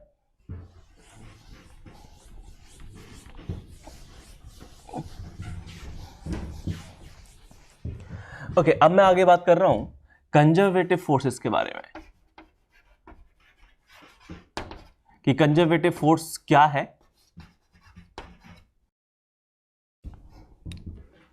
बहुत सिंपल सी डेफिनेशन है, if work done bye a force is path independent, path पे डिपेंड कर ही नहीं रहा है, ठीक है। तो if work done bye a force is path independent means it depends only on initial and final position। हमें इससे कोई मतलब नहीं है कि आपने पाथ का फॉलो किया है, हमें सिर्फ और सिर्फ मतलब है इनिशियल और फाइनल पोजीशन से, ठीक है। अगर वर्क डन इनिशियल और फाइनल पोजीशन पे डिपेंड कर रहा है, पाथ पे डिपेंड नहीं कर रहा, then such forces are known as conservative forces. ऐसे फोर्सेस को हम लोग क्या बोल रहे हैं? कंजर्वेटिव फोर्सेस बोल रहे हैं। जैसे कि हम बात कर रहे हैं कि हमारे पास एक पॉइंट ए है और एक पॉइंट बी है। ए से बी जाने के बहुत सारे तरीके हैं, आप स्ट्रेट लाइन में चले जाओ, आप चाहो तो कोई कर्व पाथ फॉलो करते चले जाओ, आप चाहो तो पहले स्ट्रेट जाओ वाई के अलॉन्ग, फिर स्ट्रेट जाओ एक्स के अलॉन्ग, ठीक है। ऐसे अलग अलग पाथ दिए हुए, ये पाथ 1 है, ये पाथ 2 है, ये पाथ 3 है। ऐसे बहुत सारे पाथ हो सकते हैं। अगर आप डिफरेंट से पाथ से जा रहे हो और हर एक पाथ में जो आपका वर्क डन है वो अगर सेम आ रहा है, ठीक है, अगर हर एक पाथ में आपका वर्क डन सेम आ रहा है, वर्क डन किस चीज का? Work done by that particular force. आप जिस फोर्स के बारे में कमेंट करना चाहते हो कि वो कंजर्वेटिव है कि नॉन कंजर्वेटिव है, तो आप ये देखो कि हम उस फोर्स के इन्फ्लुएंस में point A to point B move कर रहे हैं, और पाथ 1, पाथ 2 और पाथ 3, ये 3 डिफरेंट पाथ फॉलो किए। अगर हर एक पाथ में work done by that particular force is same, then उस फोर्स को हम क्या बोल रहे हैं? कंजर्वेटिव फोर्स बोल रहे हैं। ये जी समझ में आया? अगर ऐसा हो गया तो हमारा फोर्स कैसा है? तो हमारा जो फोर्स है वो हमारा कंजर्वेटिव फोर्स है। और अगर ऐसा नहीं हुआ कि हमारा वर्क डन अलग आ रहा है, सिंपल सी कहानी है, हर एक पाथ में वर्क डन अगर सेम है तो कंजर्वेटिव है।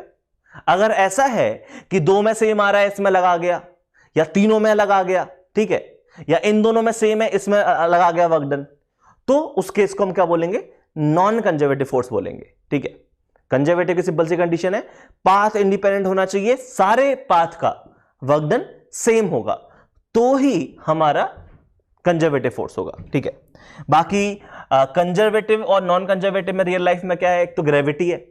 आप देख लो, अगर मैं ग्रेविटेशनल फोर्स के इन्फ्लुएंस में मूव करता point A to point B, तो हमारा वर्क डन हर एक केस में कितना आता है? mgh आता। हम नीचे से ऊपर ए टू बी जा रहे हैं, और अगर हाइट h है तो माइनस mgh हर एक केस में आता। आप चाहो तो निकाल के देख लो, ठीक है। बाकी थोड़ी और मैं अच्छे से लिखता हूं कंजर्वेटिव और नॉन कंजर्वेटिव फोर्स के बारे में, तो आपको और अच्छे समझ में आएगा कि 2 कैटेगरी हैं। एक है हमारे पास कंजर्वेटिव फोर्स, ठीक है, कंजर्वेटिव फोर्सेस, और एक कैटेगरी है हमारे पास नॉन कंजर्वेटिव फोर्सेस।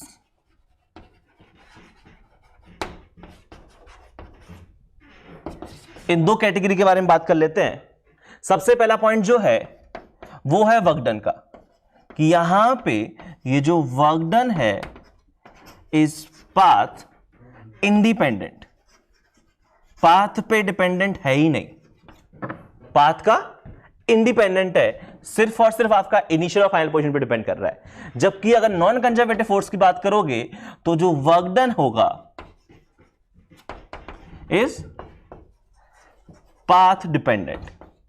आपका हर एक पाथ में जो वर्क डन है वो सेम नहीं आएगा, ठीक है। इस चीज को आप मैथमेटिकली कैसे लिखोगे, ये तो मैंने लैंग्वेज की फॉर्म में लिख दिया, ठीक है। अगर इसी स्टेटमेंट को मैं मैथमेटिकली लिखूं तो ये है कि आप जो वर्क डन निकालोगे, राइट, तो वर्क डन क्या होता है, वर्क डन होता है integration of F dot D R. Conservative है तो एफ डॉट डी आर आ जाएगा, ठीक है, work done by conservative force. और अगर आप work done by non conservative force निकालोगे तो वो भी integration of F dot D R ही आता।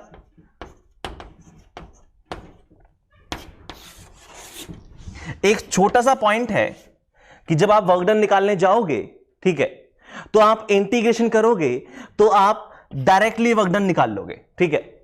लेकिन यहां पे आपको कुछ एक्स्ट्रा इंफॉर्मेशन चाहिए होगी, अदरवाइज आप वर्क डन नहीं निकाल पाओगे। और वो एक्स्ट्रा इंफॉर्मेशन क्या चाहिए होगी, एक्स्ट्रा इंफॉर्मेशन चाहिए होगी what is the equation of path, what is the relation between X coordinate, Y coordinate और जेड कोऑर्डिनेट। क्या कहना चाह रहा हूं जरा याद करो, बचपन में सीखा था, एक क्वेश्चन करवाया था शायद मैंने, कि एक फोर्स है वाई आई कैप प्लस एक्स जे कैप, आपको इसके थ्रू वर्क डन निकालना है तो वर्क डन क्या आ जाएगा, वो आ जाएगा Y D X plus X D Y, इसका इंटीग्रेशन, हम ए टू बी की बात कर रहे हैं, ठीक है। 2 पॉइंट, क्या आप इसका इंटीग्रेशन कर पा रहे हो? हां बिल्कुल, ये जो टर्म लिखा हुआ है इस टर्म का इंटीग्रेशन हम लोग कर पा रहे हैं, क्योंकि इस टर्म का ये क्या लिखा हुआ है, ये लिखा हुआ है डी ऑफ एक्स वाई, और जब इंटीग्रेशन करेंगे तो वो क्या बन जाएगा, एक्स वाई बन जाएगा लिमिट ए टू बी। ये चीज समझ पा रहे हो? इसका मैंने डायरेक्ट सॉल्व करके आंसर निकाल दिया, मुझे एक्स और वाई में रिलेशन की जरूरत नहीं पड़ी। लेकिन सोचो अगर इसी की जगह पे फोर्स ऐसे दिया होता, बस थोड़ा सा चेंज कर दो इसको, वाई आई प्लस एक्स स्क्वायर जे कैप, ये लिख दो, बस इतना सा चेंज कर दो। अब इसका वर्क डन निकालो, इसका वर्क डन निकालोगे तो वो बन जाएगा Y D X plus X square D Y, इसका इंटीग्रेशन।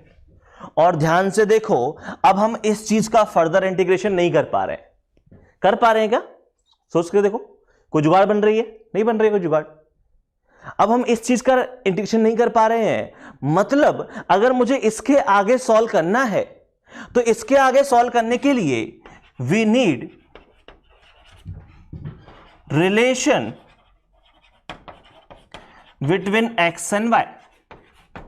ये चीज समझ पा रहे हो? अगर मुझे यहां पे x और y रिलेशन मिल जाएगा तो मैं y को x से रिप्लेस कर दूंगा और इस वाले x को y से रिप्लेस कर दूंगा और सॉल्व कर लूंगा। समझ पा रहे हो क्या कहना चाह रहा हूं? अगर मुझे आप x और y रिलेशन दे दो, जैसे कि मान लो y इक्वल्स टू x होता तो सॉल्व कर लेता मैं आगे, लेकिन x और y में रिलेशन आप मांग रहे हो, इसका मतलब आप किस चीज की डिमांड कर रहे हो? आप ये जानना चाहते हो कि पार्टिकल का पाथ क्या है। सोच के देखो, एक्स और वाई में रिलेशन दे दिया, मतलब मैंने ये बता दिया पार्टिकल कौन सा मोशन कर रहा है, पार्टिकल क्या पाथ फॉलो कर रहा है। जैसे मैंने बोला Y equals to X relation है, मतलब पार्टिकल स्ट्रेट लाइन में जा रहा है, स्लोप 45 डिग्री। अगर मैंने बोला वाई इक्वल्स टू 3x + 2 है तो पार्टिकल tan इनवर्स 3 एंगल पे जा रहा है, स्ट्रेट लाइन। फिर से मैंने बोला x² + y² इक्वल्स टू 4 है तो पार्टिकल किस में जा रहा है, सर्कल में जा रहा है। तो आप पाथ बता रहे हो, राइट, एक्स और वाई में रिलेशन बताने के मतलब। तो ये वही कहानी है कि पाथ इंडिपेंडेंट होने का मतलब यह है कि ये जो आप इंटीग्रेशन करने जाओगे ना वर्क डन का, तो वो आप डायरेक्टली कर लोगे, आपको एक्स और वाई में रिलेशन की जरूरत नहीं पड़ेगी। लेकिन इस केस में आपको एक्स और वाई में रिलेशन की जरूरत पड़ जाएगी, अदरवाइज आप उसको सॉल्व नहीं कर पाओगे। तो ये काफी इंपॉर्टेंट पॉइंट है कि अगर मुझे 2 फोर्स दे दिए हो और मुझे बताया पूछा जाए कि कौन सा कंजर्वेटिव है, कौन सा नॉन कंजर्वेटिव है, सिंपल सी कहानी है, आप एफ डॉट डी एक्स करो, यही एफ डॉट डी आर करो, और अगर आप उसको सॉल्व कर पा रहे हो तो फोर्स कैसा है, तो फिर आपका फोर्स कंजर्वेटिव है। और अगर आप सॉल्व नहीं कर पा रहे हो, आपको रिलेशन चाहिए, तो आपका फोर्स कैसा है? तो आपका फोर्स है नॉन कंजर्वेटिव। समझ में आ गया क्या बोला मैंने? कोई दिक्कत नहीं है, ठीक है, अच्छी बात है। और उसके अलावा और क्या पॉइंट्स है कंजर्वेटिव नॉन कंजर्वेटिव के? तो मेरे को ये दो पॉइंट समझ में, पहला पॉइंट समझ में आ गया कि ये पाथ डिपेंडेंट पाथ इंडिपेंडेंट वाली बात हो क्या रही है, ठीक है, और इस चीज को मैं मैथमेटिकली कैसे चेक कर लूंगा।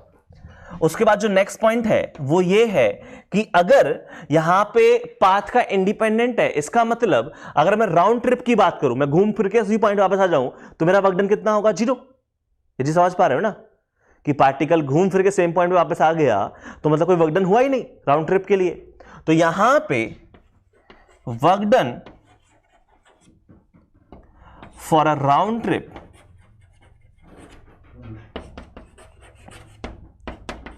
Is always 0।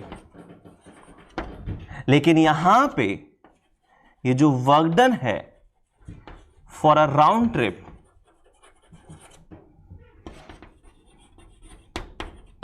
इज नॉट 0, ठीक है।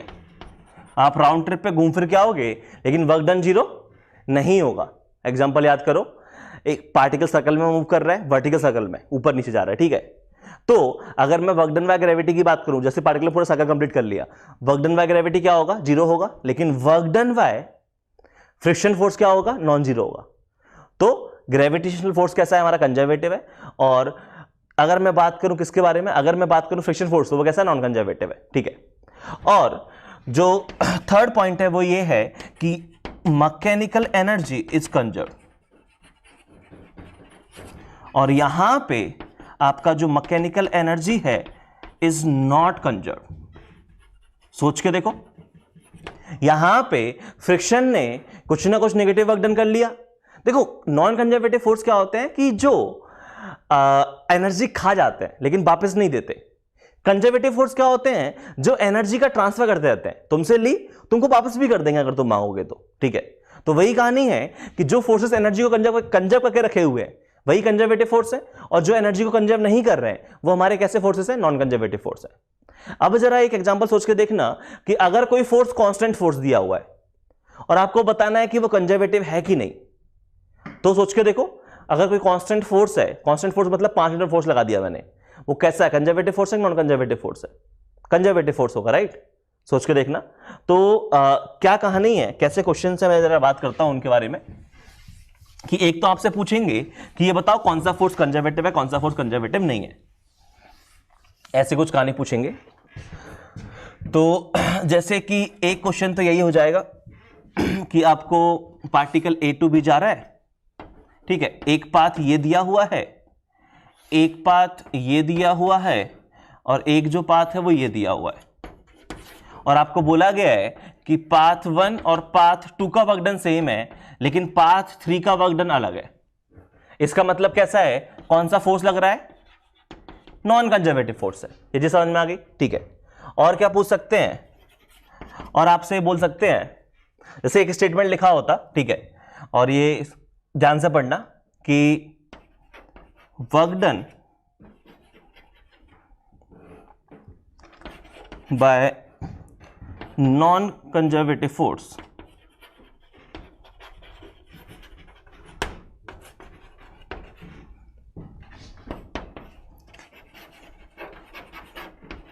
is always different for different paths।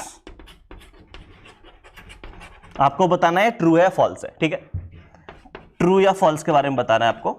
ये जो स्टेटमेंट गिवन है कि एक नॉन कंजर्वेटिव फोर्स है, अगर हम डिफरेंट पाथ के लिए बात कर रहे हैं तो हर एक पाथ में डिफरेंट वर्क डन आएगा। ट्रू या फॉल्स है?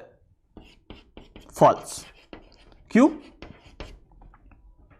क्योंकि देखो हमने क्या बोला, हमने बोला कि कंजर्वेटिव फोर्स में हर एक पाथ में वर्क डन सेम आता है, नॉन कंजर्वेटिव में हर एक पाथ में सेम नहीं आएगा। हो सकता है कि 2 में सेम आ जाए, तीसरे में सेम ना हो। इस वाले एग्जांपल में ध्यान रखो। तो ऑलवेज ट्रू नहीं है स्टेटमेंट।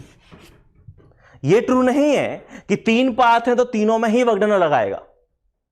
उल्टा ट्रू है, अगर 3 पाथ हैं तो तीनों में वर्क डन सेम नहीं होगा। अब हो सकता है 2 में सेम हो, 1 में सेम ना हो, या हो सकता है तीनों में सेम ना हो।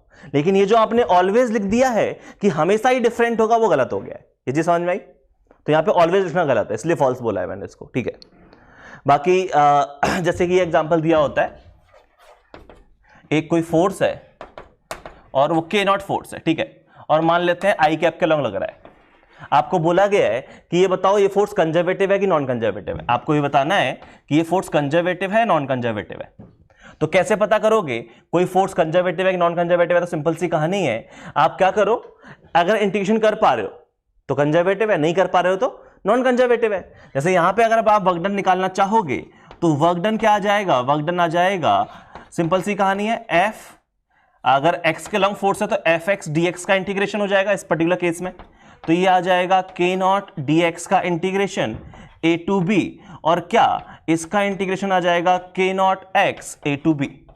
क्या हम लोग इंटीग्रेशन कर पा रहे हैं? बिल्कुल कर पाए। ध्यान से देखो, अगर ए टू बी आपको दिया हुआ है कि 1 से 2 गए हम लोग, पॉइंट आपको दिए गए हैं कि हम एक्स कोऑर्डिनेट 1 से लेके कहां पे गए हैं?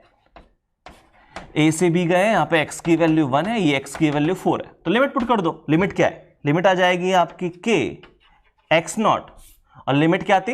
1 से 4, तो ये आ जाता 4 माइनस 1 बोले तो 3k। ये समझ में आया? हमने इसके थ्रू वर्क डन निकाल लिया और हमें जरूरत नहीं पड़ी कि पार्टिकल का पाथ क्या है। तो ये फोर्स कैसा है? ये फोर्स जो है हमारा कंजर्वेटिव फोर्स है। और जितने भी कांस्टेंट फोर्स हैं, वो कांस्टेंट फोर्स का जो वर्क डन है वो आप डायरेक्टली निकाल सकते हो। तो कांस्टेंट फोर्स हमारे कैसे हो जाएंगे? कंजर्वेटिव फोर्स हो जाएंगे। जैसे mg एक कांस्टेंट फोर्स है, y के लॉन्ग लग रहा है, तो कैसा है? कंजर्वेटिव फोर्स है, राइट। बाकी कौन से फोर्स कंजर्वेटिव है, कौन से फोर्स कंजर्वेटिव नहीं है, वो आप सॉल्व करके निकाल सकते हो, कोई दिक्कत नहीं है। तो अब मैं एक आध दो क्वेश्चन लिख रहा हूं जहां आपको बताना है कौन सा फोर्स कंजर्वेटिव है, कौन सा फोर्स कंजर्वेटिव नहीं है। तरीका है ये, अगर इंटीग्रेशन कर पा रहे हो तो कंजर्वेटिव, इंटीग्रेशन नहीं कर पा रहे हो तो कंजर्वेटिव नहीं है। सिंपल सी कहानी, कोई दिक्कत नहीं। चलो ठीक है, देखते हैं। ओके, सामने 4 क्वेश्चन लिखे हुए हैं, ठीक है। आपको बताना है कि कौन सा फोर्स कंजर्वेटिव है, कौन सा फोर्स नॉन कंजर्वेटिव है, ठीक है।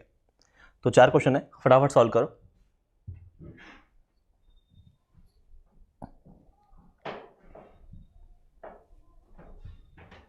चलो, आई थिंक सॉल्व कर लिया होगा। सॉल्व करने का तरीका बहुत सिंपल सा है कि आपको क्या देखना है कि कोई फोर्स कंजर्वेटिव है कि नॉन कंजर्वेटिव है। जैसे ये फर्स्ट क्वेश्चन की बात कर रहे हैं, तो यहां पे आप जो वर्क डन निकालोगे वो क्या हो जाएगा? वो आ जाएगा F X D X plus F Y D Y plus F Z D Z, यही होगा वर्क डन, ठीक है। ये निकालते हैं, ये हो जाएगा एक्स क्यूब डी एक्स का इंटीग्रेशन प्लस इसका इंटीग्रेशन हो जाएगा वाई स्क्वायर डी वाई का इंटीग्रेशन प्लस इसका इंटीग्रेशन हो जाएगा जेड डी जेड का इंटीग्रेशन। और ध्यान से देखो, इसका हम लोग इंटीग्रेशन कर पा रहे हैं, राइट। हमें कुछ एक्स्ट्रा इंफॉर्मेशन की जरूरत नहीं है। इसका इंटीग्रेशन हो जाएगा x to the power 4/4 plus एक कांस्टेंट c1 आएगा। इसका हो जाएगा y to the power 3/3 plus एक कांस्टेंट आएगा। इसका हो जाएगा z²/2 एक कांस्टेंट आएगा। और c1 plus c2 plus c3 तीनों कांस्टेंट मिलकर एक नया कांस्टेंट लिख देता हूं मैं c। तो ये हमारा वर्क डन होगा इस पर्टिकुलर केस में। तो हम लोग क्या है, हम लोग यहां पे वर्क डन निकाल पा रहे हैं, राइट। और हमें कोई रिलेशन की जरूरत नहीं पड़ी between X and Y and Z.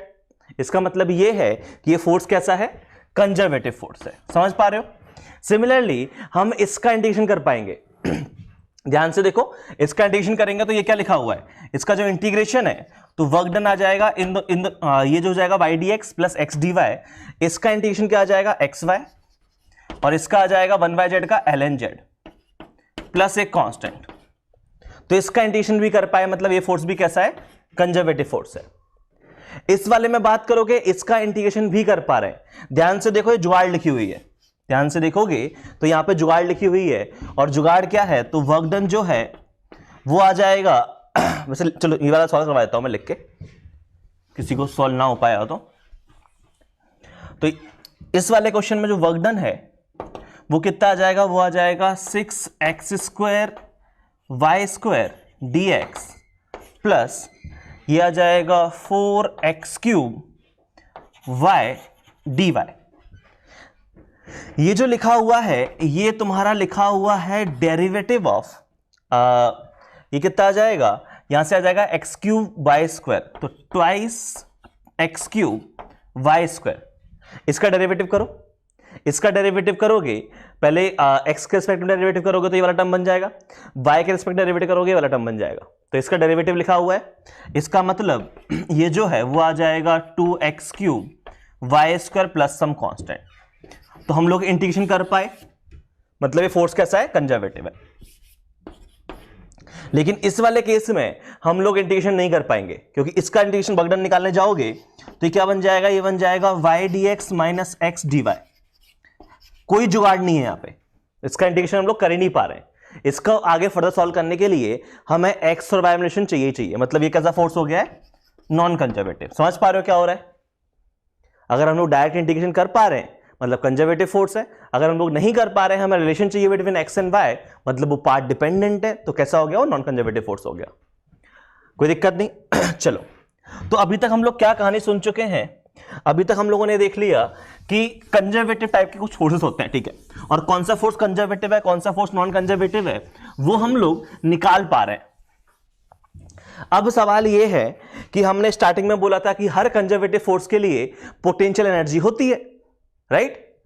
तो आपको यह पता होना चाहिए कि ये जो रिलेशन है, relation between conservative force and potential energy क्या है। मतलब अगर आपको फोर्स दिया हो तो क्या आप पोटेंशियल एनर्जी निकाल सकते हो, या आपको पोटेंशियल एनर्जी दी हो तो क्या आप फोर्स निकाल सकते हो। हम उसके बारे में बात कर रहे हैं, कोई दिक्कत नहीं है। तो यहां पे हम बात कर रहे हैं पहले कि मान लो आपको क्या दिया गया है, आपको यहां पे फोर्स दिया गया है, कंजर्वेटिव फोर्स दिया है, आपको उसकी पोटेंशियल एनर्जी निकालनी है। कैसे निकालोगे? तो बहुत सिंपल सी कहानी है कि हमें पता है कि change in potential energy is equal to negative of work done by conservative force, right? और अगर ध्यान से देखो तो ये क्या लिखा हुआ है, ये du का इंटीग्रेशन लिखा हुआ है, और इस तरफ क्या लिखा हुआ है, ये लिखा हुआ है नेगेटिव ऑफ FDR का इंटीग्रेशन, ये लिखा हुआ है। और मैं इस पर्टिकुलर केस में ये मान रहा हूं कि हमारा जो इनिशियल पोटेंशियल एनर्जी है रेफरेंस पॉइंट की, वो कैसी है, 0 है। तो यहां से, या चाहो तो इसको डेल्टा U ही लिख दो, कोई दिक्कत नहीं है। तो यहां से U फाइनल माइनस U0, इसकी वैल्यू क्या आ जाएगी, माइनस इंटीग्रेशन ऑफ FCDR, ये 0 है। तो आप क्या लिख सकते हो यहां से आपका रिलेशन ये आ गया कि जो पोटेंशियल एनर्जी है वो आप लिख सकते हो नेगेटिव ऑफ F.dr का इंटीग्रेशन, बोले तो negative of work done by conservative force. ये रिलेशन आप यूज करो, आपको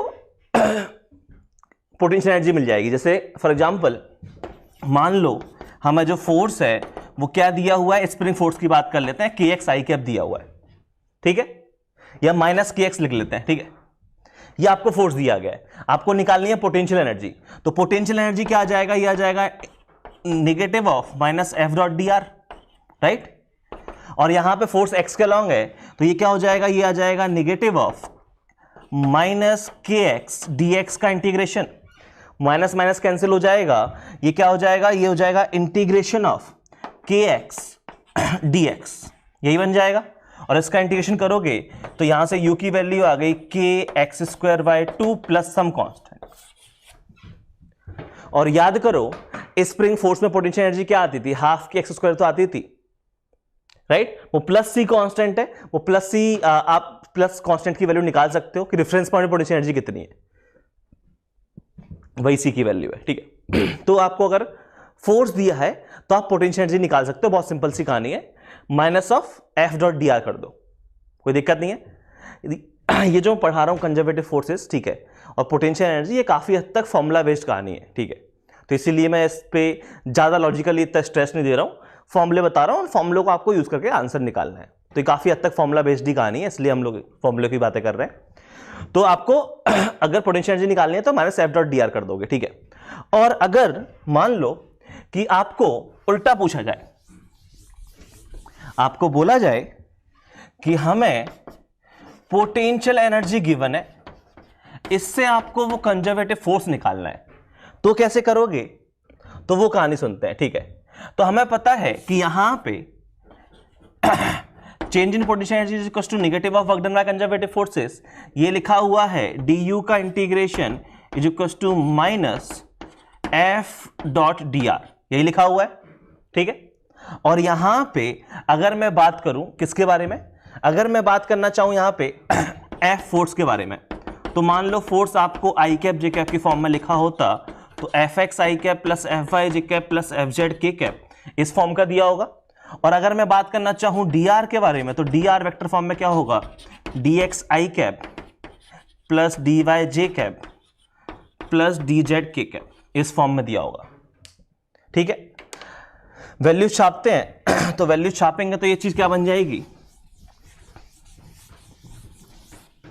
ये बन जाएगा इंटीग्रेशन ऑफ डी यू, इसकी जो वैल्यू है ये आ जाएगा negative of F X D X, ठीक है, या इंटीग्रेशन एक नेगेटिव यहां लगा दो, minus integration of F Y D Y minus integration of F Z D Z, ये फॉर्म बन जाएगी।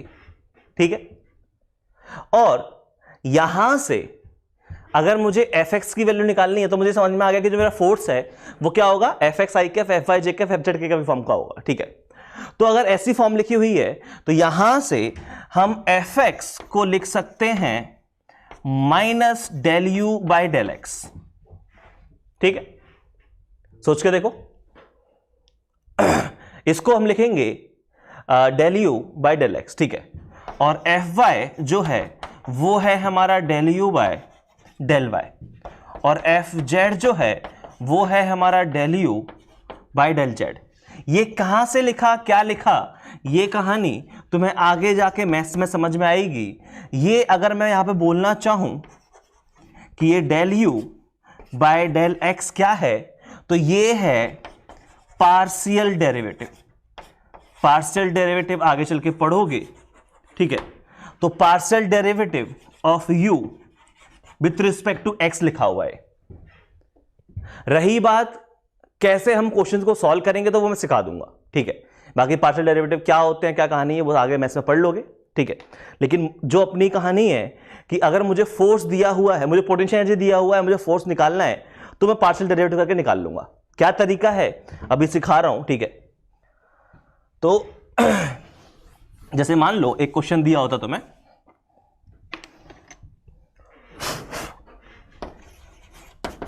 कि पोटेंशियल एनर्जी जो है वो आपको दी हुई है कुछ इस फॉर्म की, X square Y plus Y cube Z, ये आपको पोटेंशियल एनर्जी दी हुई है, कोई दिक्कत नहीं है। अब आपसे पूछा जाए फाइंड करस्पॉन्डिंग फोर्स, राइट। हर पोटेंशियल एनर्जी के साथ में एक कंजर्वेटिव फोर्स एसोसिएट होगा, तो आपसे वो फोर्स पूछा गया है।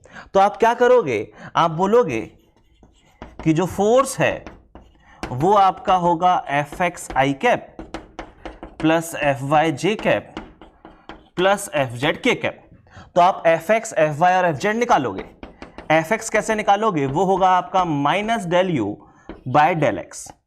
इसको हम बोलते हैं पार्शियल डेरिवेटिव। ठीक है, अब पार्शियल डेरिवेटिव क्या है तो ध्यान से सुनो, ये आ जाएगा minus del Y del X of U. U कितना है, यू हमें क्वेश्चन में दिया हुआ है X square Y plus Y cube Z.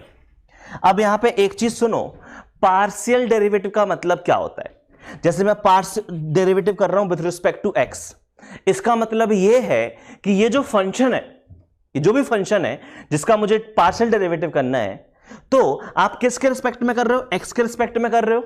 इसका मतलब इस पूरे फंक्शन में सिर्फ एक्स वेरिएबल है, बाकी सबको एज अ कांस्टेंट ट्रीट करना है। जैसा चेन रूल में कुछ करते थे वैसी कुछ कहानी है। ठीक है, सेम कहानी नहीं है, वैसी कुछ है। तो पार्शियल डेरिवेटिव का मतलब क्या है कि ये जो फंक्शन है, इस फंक्शन में आप किसके रिस्पेक्ट में डेरिवेटिव कर रहे हो, इसको एक्स के रिस्पेक्ट में डेरिवेटिव कर रहे हो। मतलब सिर्फ एक्स वेरिएबल है, बाकी सब कांस्टेंट है। तो अगर यहां पे x वेरिएबल है, बाकी सब कांस्टेंट है, तो डेरिवेटिव कर दो। ठीक है, माइनस ये डेरिवेटिव क्या आ जाएगा, एक्स स्क्वायर का डेरिवेटिव क्या होगा, एक्स स्क्वायर का डेरिवेटिव आ जाएगा 2x, बाकी सब कांस्टेंट है, ये y हो जाएगा, और ये कांस्टेंट है तो इसका डेरिवेटिव 0 आ गया। मतलब मेरा यहां पे जो fx आ गया वो आ गया -2xy। ये मैंने fx निकाला। सिमिलरली मैं निकालूंगा एफ वाई, सिमिलरली मैं निकालूंगा एफ जेड। एफ वाई क्या होगा? एफ वाई जो होगा वो होगा मेरा partial derivative of u with respect to y, मतलब डेल वाई ये हो जाएगा X square Y plus Y cube Z. तो कौन सा यहां पे वेरिएबल है? यहां सिर्फ y वेरिएबल है, बाकी सब कांस्टेंट है। तो y वेरिएबल है तो उसका डेरिवेटिव आ जाएगा minus x square into 1 plus 3y square Z. ये चीज समझ में आई? तो ये कितना हो गया? यहां से जो एफ वाई है वो मेरा आ जाएगा minus x square minus 3y square Z, ये मेरा एफ वाई आ जाएगा। सिमिलरली मैं निकालूंगा यहां पे एफ जेड। एफ जेड आ जाएगा minus del U by del Z, तो minus del U by del Z of X square Y plus Y cube Z. तो यहां पे सिर्फ मेरा जो जेड है वो वेरिएबल है, बाकी सब कांस्टेंट है। इसका मतलब इसका डेरिवेटिव जो है वो आ जाएगा नेगेटिव ऑफ, ये डेरिवेटिव 0 आ गया, इसका डेरिवेटिव वाई क्यूब इंटू 1, मतलब यहां से जो मेरे एफ जेड की वैल्यू आ गई वो आ जाएगी माइनस वाई क्यूब। तो क्या करोगे? एफ एक्स की वैल्यू यहां छाप दो, एफ वाई की वैल्यू यहां छाप दो, एफ जेड की वैल्यू यहां छाप दो, वो आपका फोर्स मिल जाएगा। समझ में आया क्या बताया मैंने पूरी कहानी में अभी तक? तो आज की कहानी में क्या क्या सुनाया है पहले वो बता देता हूं, ठीक है। तो आज की कहानी में मैंने स्टार्टिंग में आपको बताया कि पोटेंशियल एनर्जी जो होती है वो कंजर्वेटिव फोर्स के लिए डिफाइन होती है। मतलब अगर पोटेंशियल एनर्जी है तो उससे एक एसोसिएटेड फोर्स होगा, कंजर्वेटिव फोर्स, और अगर कंजर्वेटिव फोर्स है तो उस कंजर्वेटिव फोर्स के लिए पक्का एक पोटेंशियल एनर्जी डिफाइन होगी। हम जो केस पढ़ रहे हैं जनरल केस, वो है ग्रेविटेशनल और स्प्रिंग पोटेंशियल एनर्जी या इलास्टिक पोटेंशियल एनर्जी बोल सकते हो। लेकिन उसके अलावा और भी फोर्सेस होते हैं जो कंजर्वेटिव फोर्स होते हैं, इसका मतलब और भी पोटेंशियल एनर्जी होंगी। तो हमने ये रिलेशन सीखा कि अगर आपको कंजर्वेटिव फोर्स दिया है तो आप वो पोटेंशियल एनर्जी निकाल सकते हो। कैसे? Minus F dot D are का इंटीग्रेशन, या आपको पोटेंशियल एनर्जी दी है तो आप वो फोर्स निकाल सकते हो। कैसे? पार्शियल डेरिवेटिव की हेल्प से। ये चीज समझ में आ गई? कोई दिक्कत नहीं है। और साथ ही हमने आज की क्लास में पोटेंशियल, ग्रेविटेशनल पोटेंशियल एनर्जी और स्प्रिंग पोटेंशियल एनर्जी के बारे में बातें की, ठीक है। बहुत ही बेसिक बातें की, इतना ज्यादा कुछ खास डिटेल में हम लोग गए नहीं, मेन हमने ऊपर ऊपर से बातें कर ली है, कोई दिक्कत नहीं है। तो ये सारी कहानी है। अब मैं एक आध दो क्वेश्चन लिख रहा हूं जहां पे आपको फोर्स दिया होगा तो आपसे पोटेंशियल एनर्जी पूछी जाएगी, और पोटेंशियल एनर्जी दिया हुआ है तो आपसे फोर्स पूछा गया है, कोई दिक्कत नहीं है। तो चलो लिखते हैं क्वेश्चन। चलो सामने दो क्वेश्चन लिखे हुए हैं, ठीक है। फर्स्ट वाले में आपको फोर्स गिवन है, पोटेंशियल एनर्जी निकालना है। सेकंड वाले में आपको पोटेंशियल एनर्जी गिवन है, फोर्स निकालना है, ठीक है। दो क्वेश्चन है, सॉल्व करने की टाइम मिलेगा 10 मिनट, फटाफट सॉल्व करो।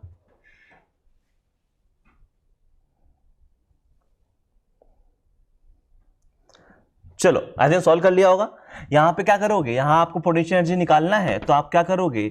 आप negative of F dot D R लिखोगे, मतलब ये हो जाएगा negative of 9x square Y cube D X minus negative of 9x cube Y square D Y, यही लिखोगे, कोई दिक्कत नहीं है।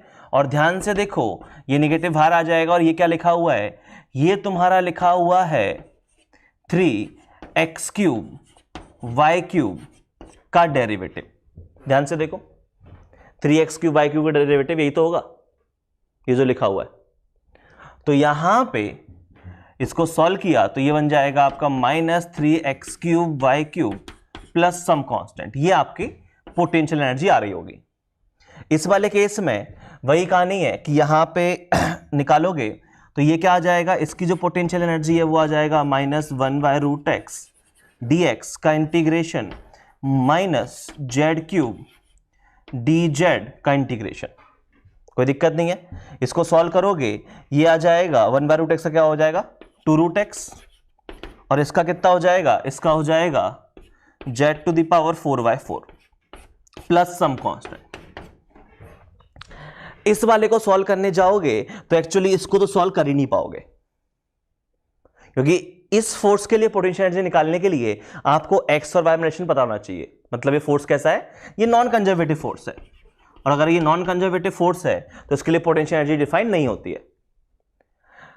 नेक्स्ट क्वेश्चन की बात करते हैं। यहां पे आपको पोटेंशियल एनर्जी गिवन है, आपको फोर्स निकालना है, तो आपको क्या निकालना पड़ेगा, एफ एक्स निकालना पड़ेगा, इसका derivative with respect, partial derivative with respect to X, तो इसका partial derivative with respect to X क्या आ जाएगा, वाई आ जाएगा। इसका partial derivative with respect to Y, तो वो क्या आ जाएगा, वो आ जाएगा इसका एक्स। मतलब ये जो फोर्स है वो आपका फोर्स है वाई आई कैप प्लस एक्स जे कैप। ये समझ में आया, कोई दिक्कत नहीं है।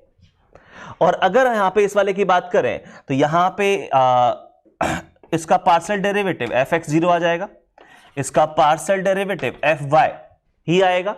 ये सोचो ये वाई के रिस्पेक्ट में दिया हुआ, राइट, तो सिर्फ वाई के लॉन्ग पार्शियल डेरिवेटिव आएगा, तो ये आ जाएगा minus del U Y del Y, वो हो जाएगा माइनस एम जी इंटू इसका पार्शियल डेरिवेटिव 1 हो जाएगा।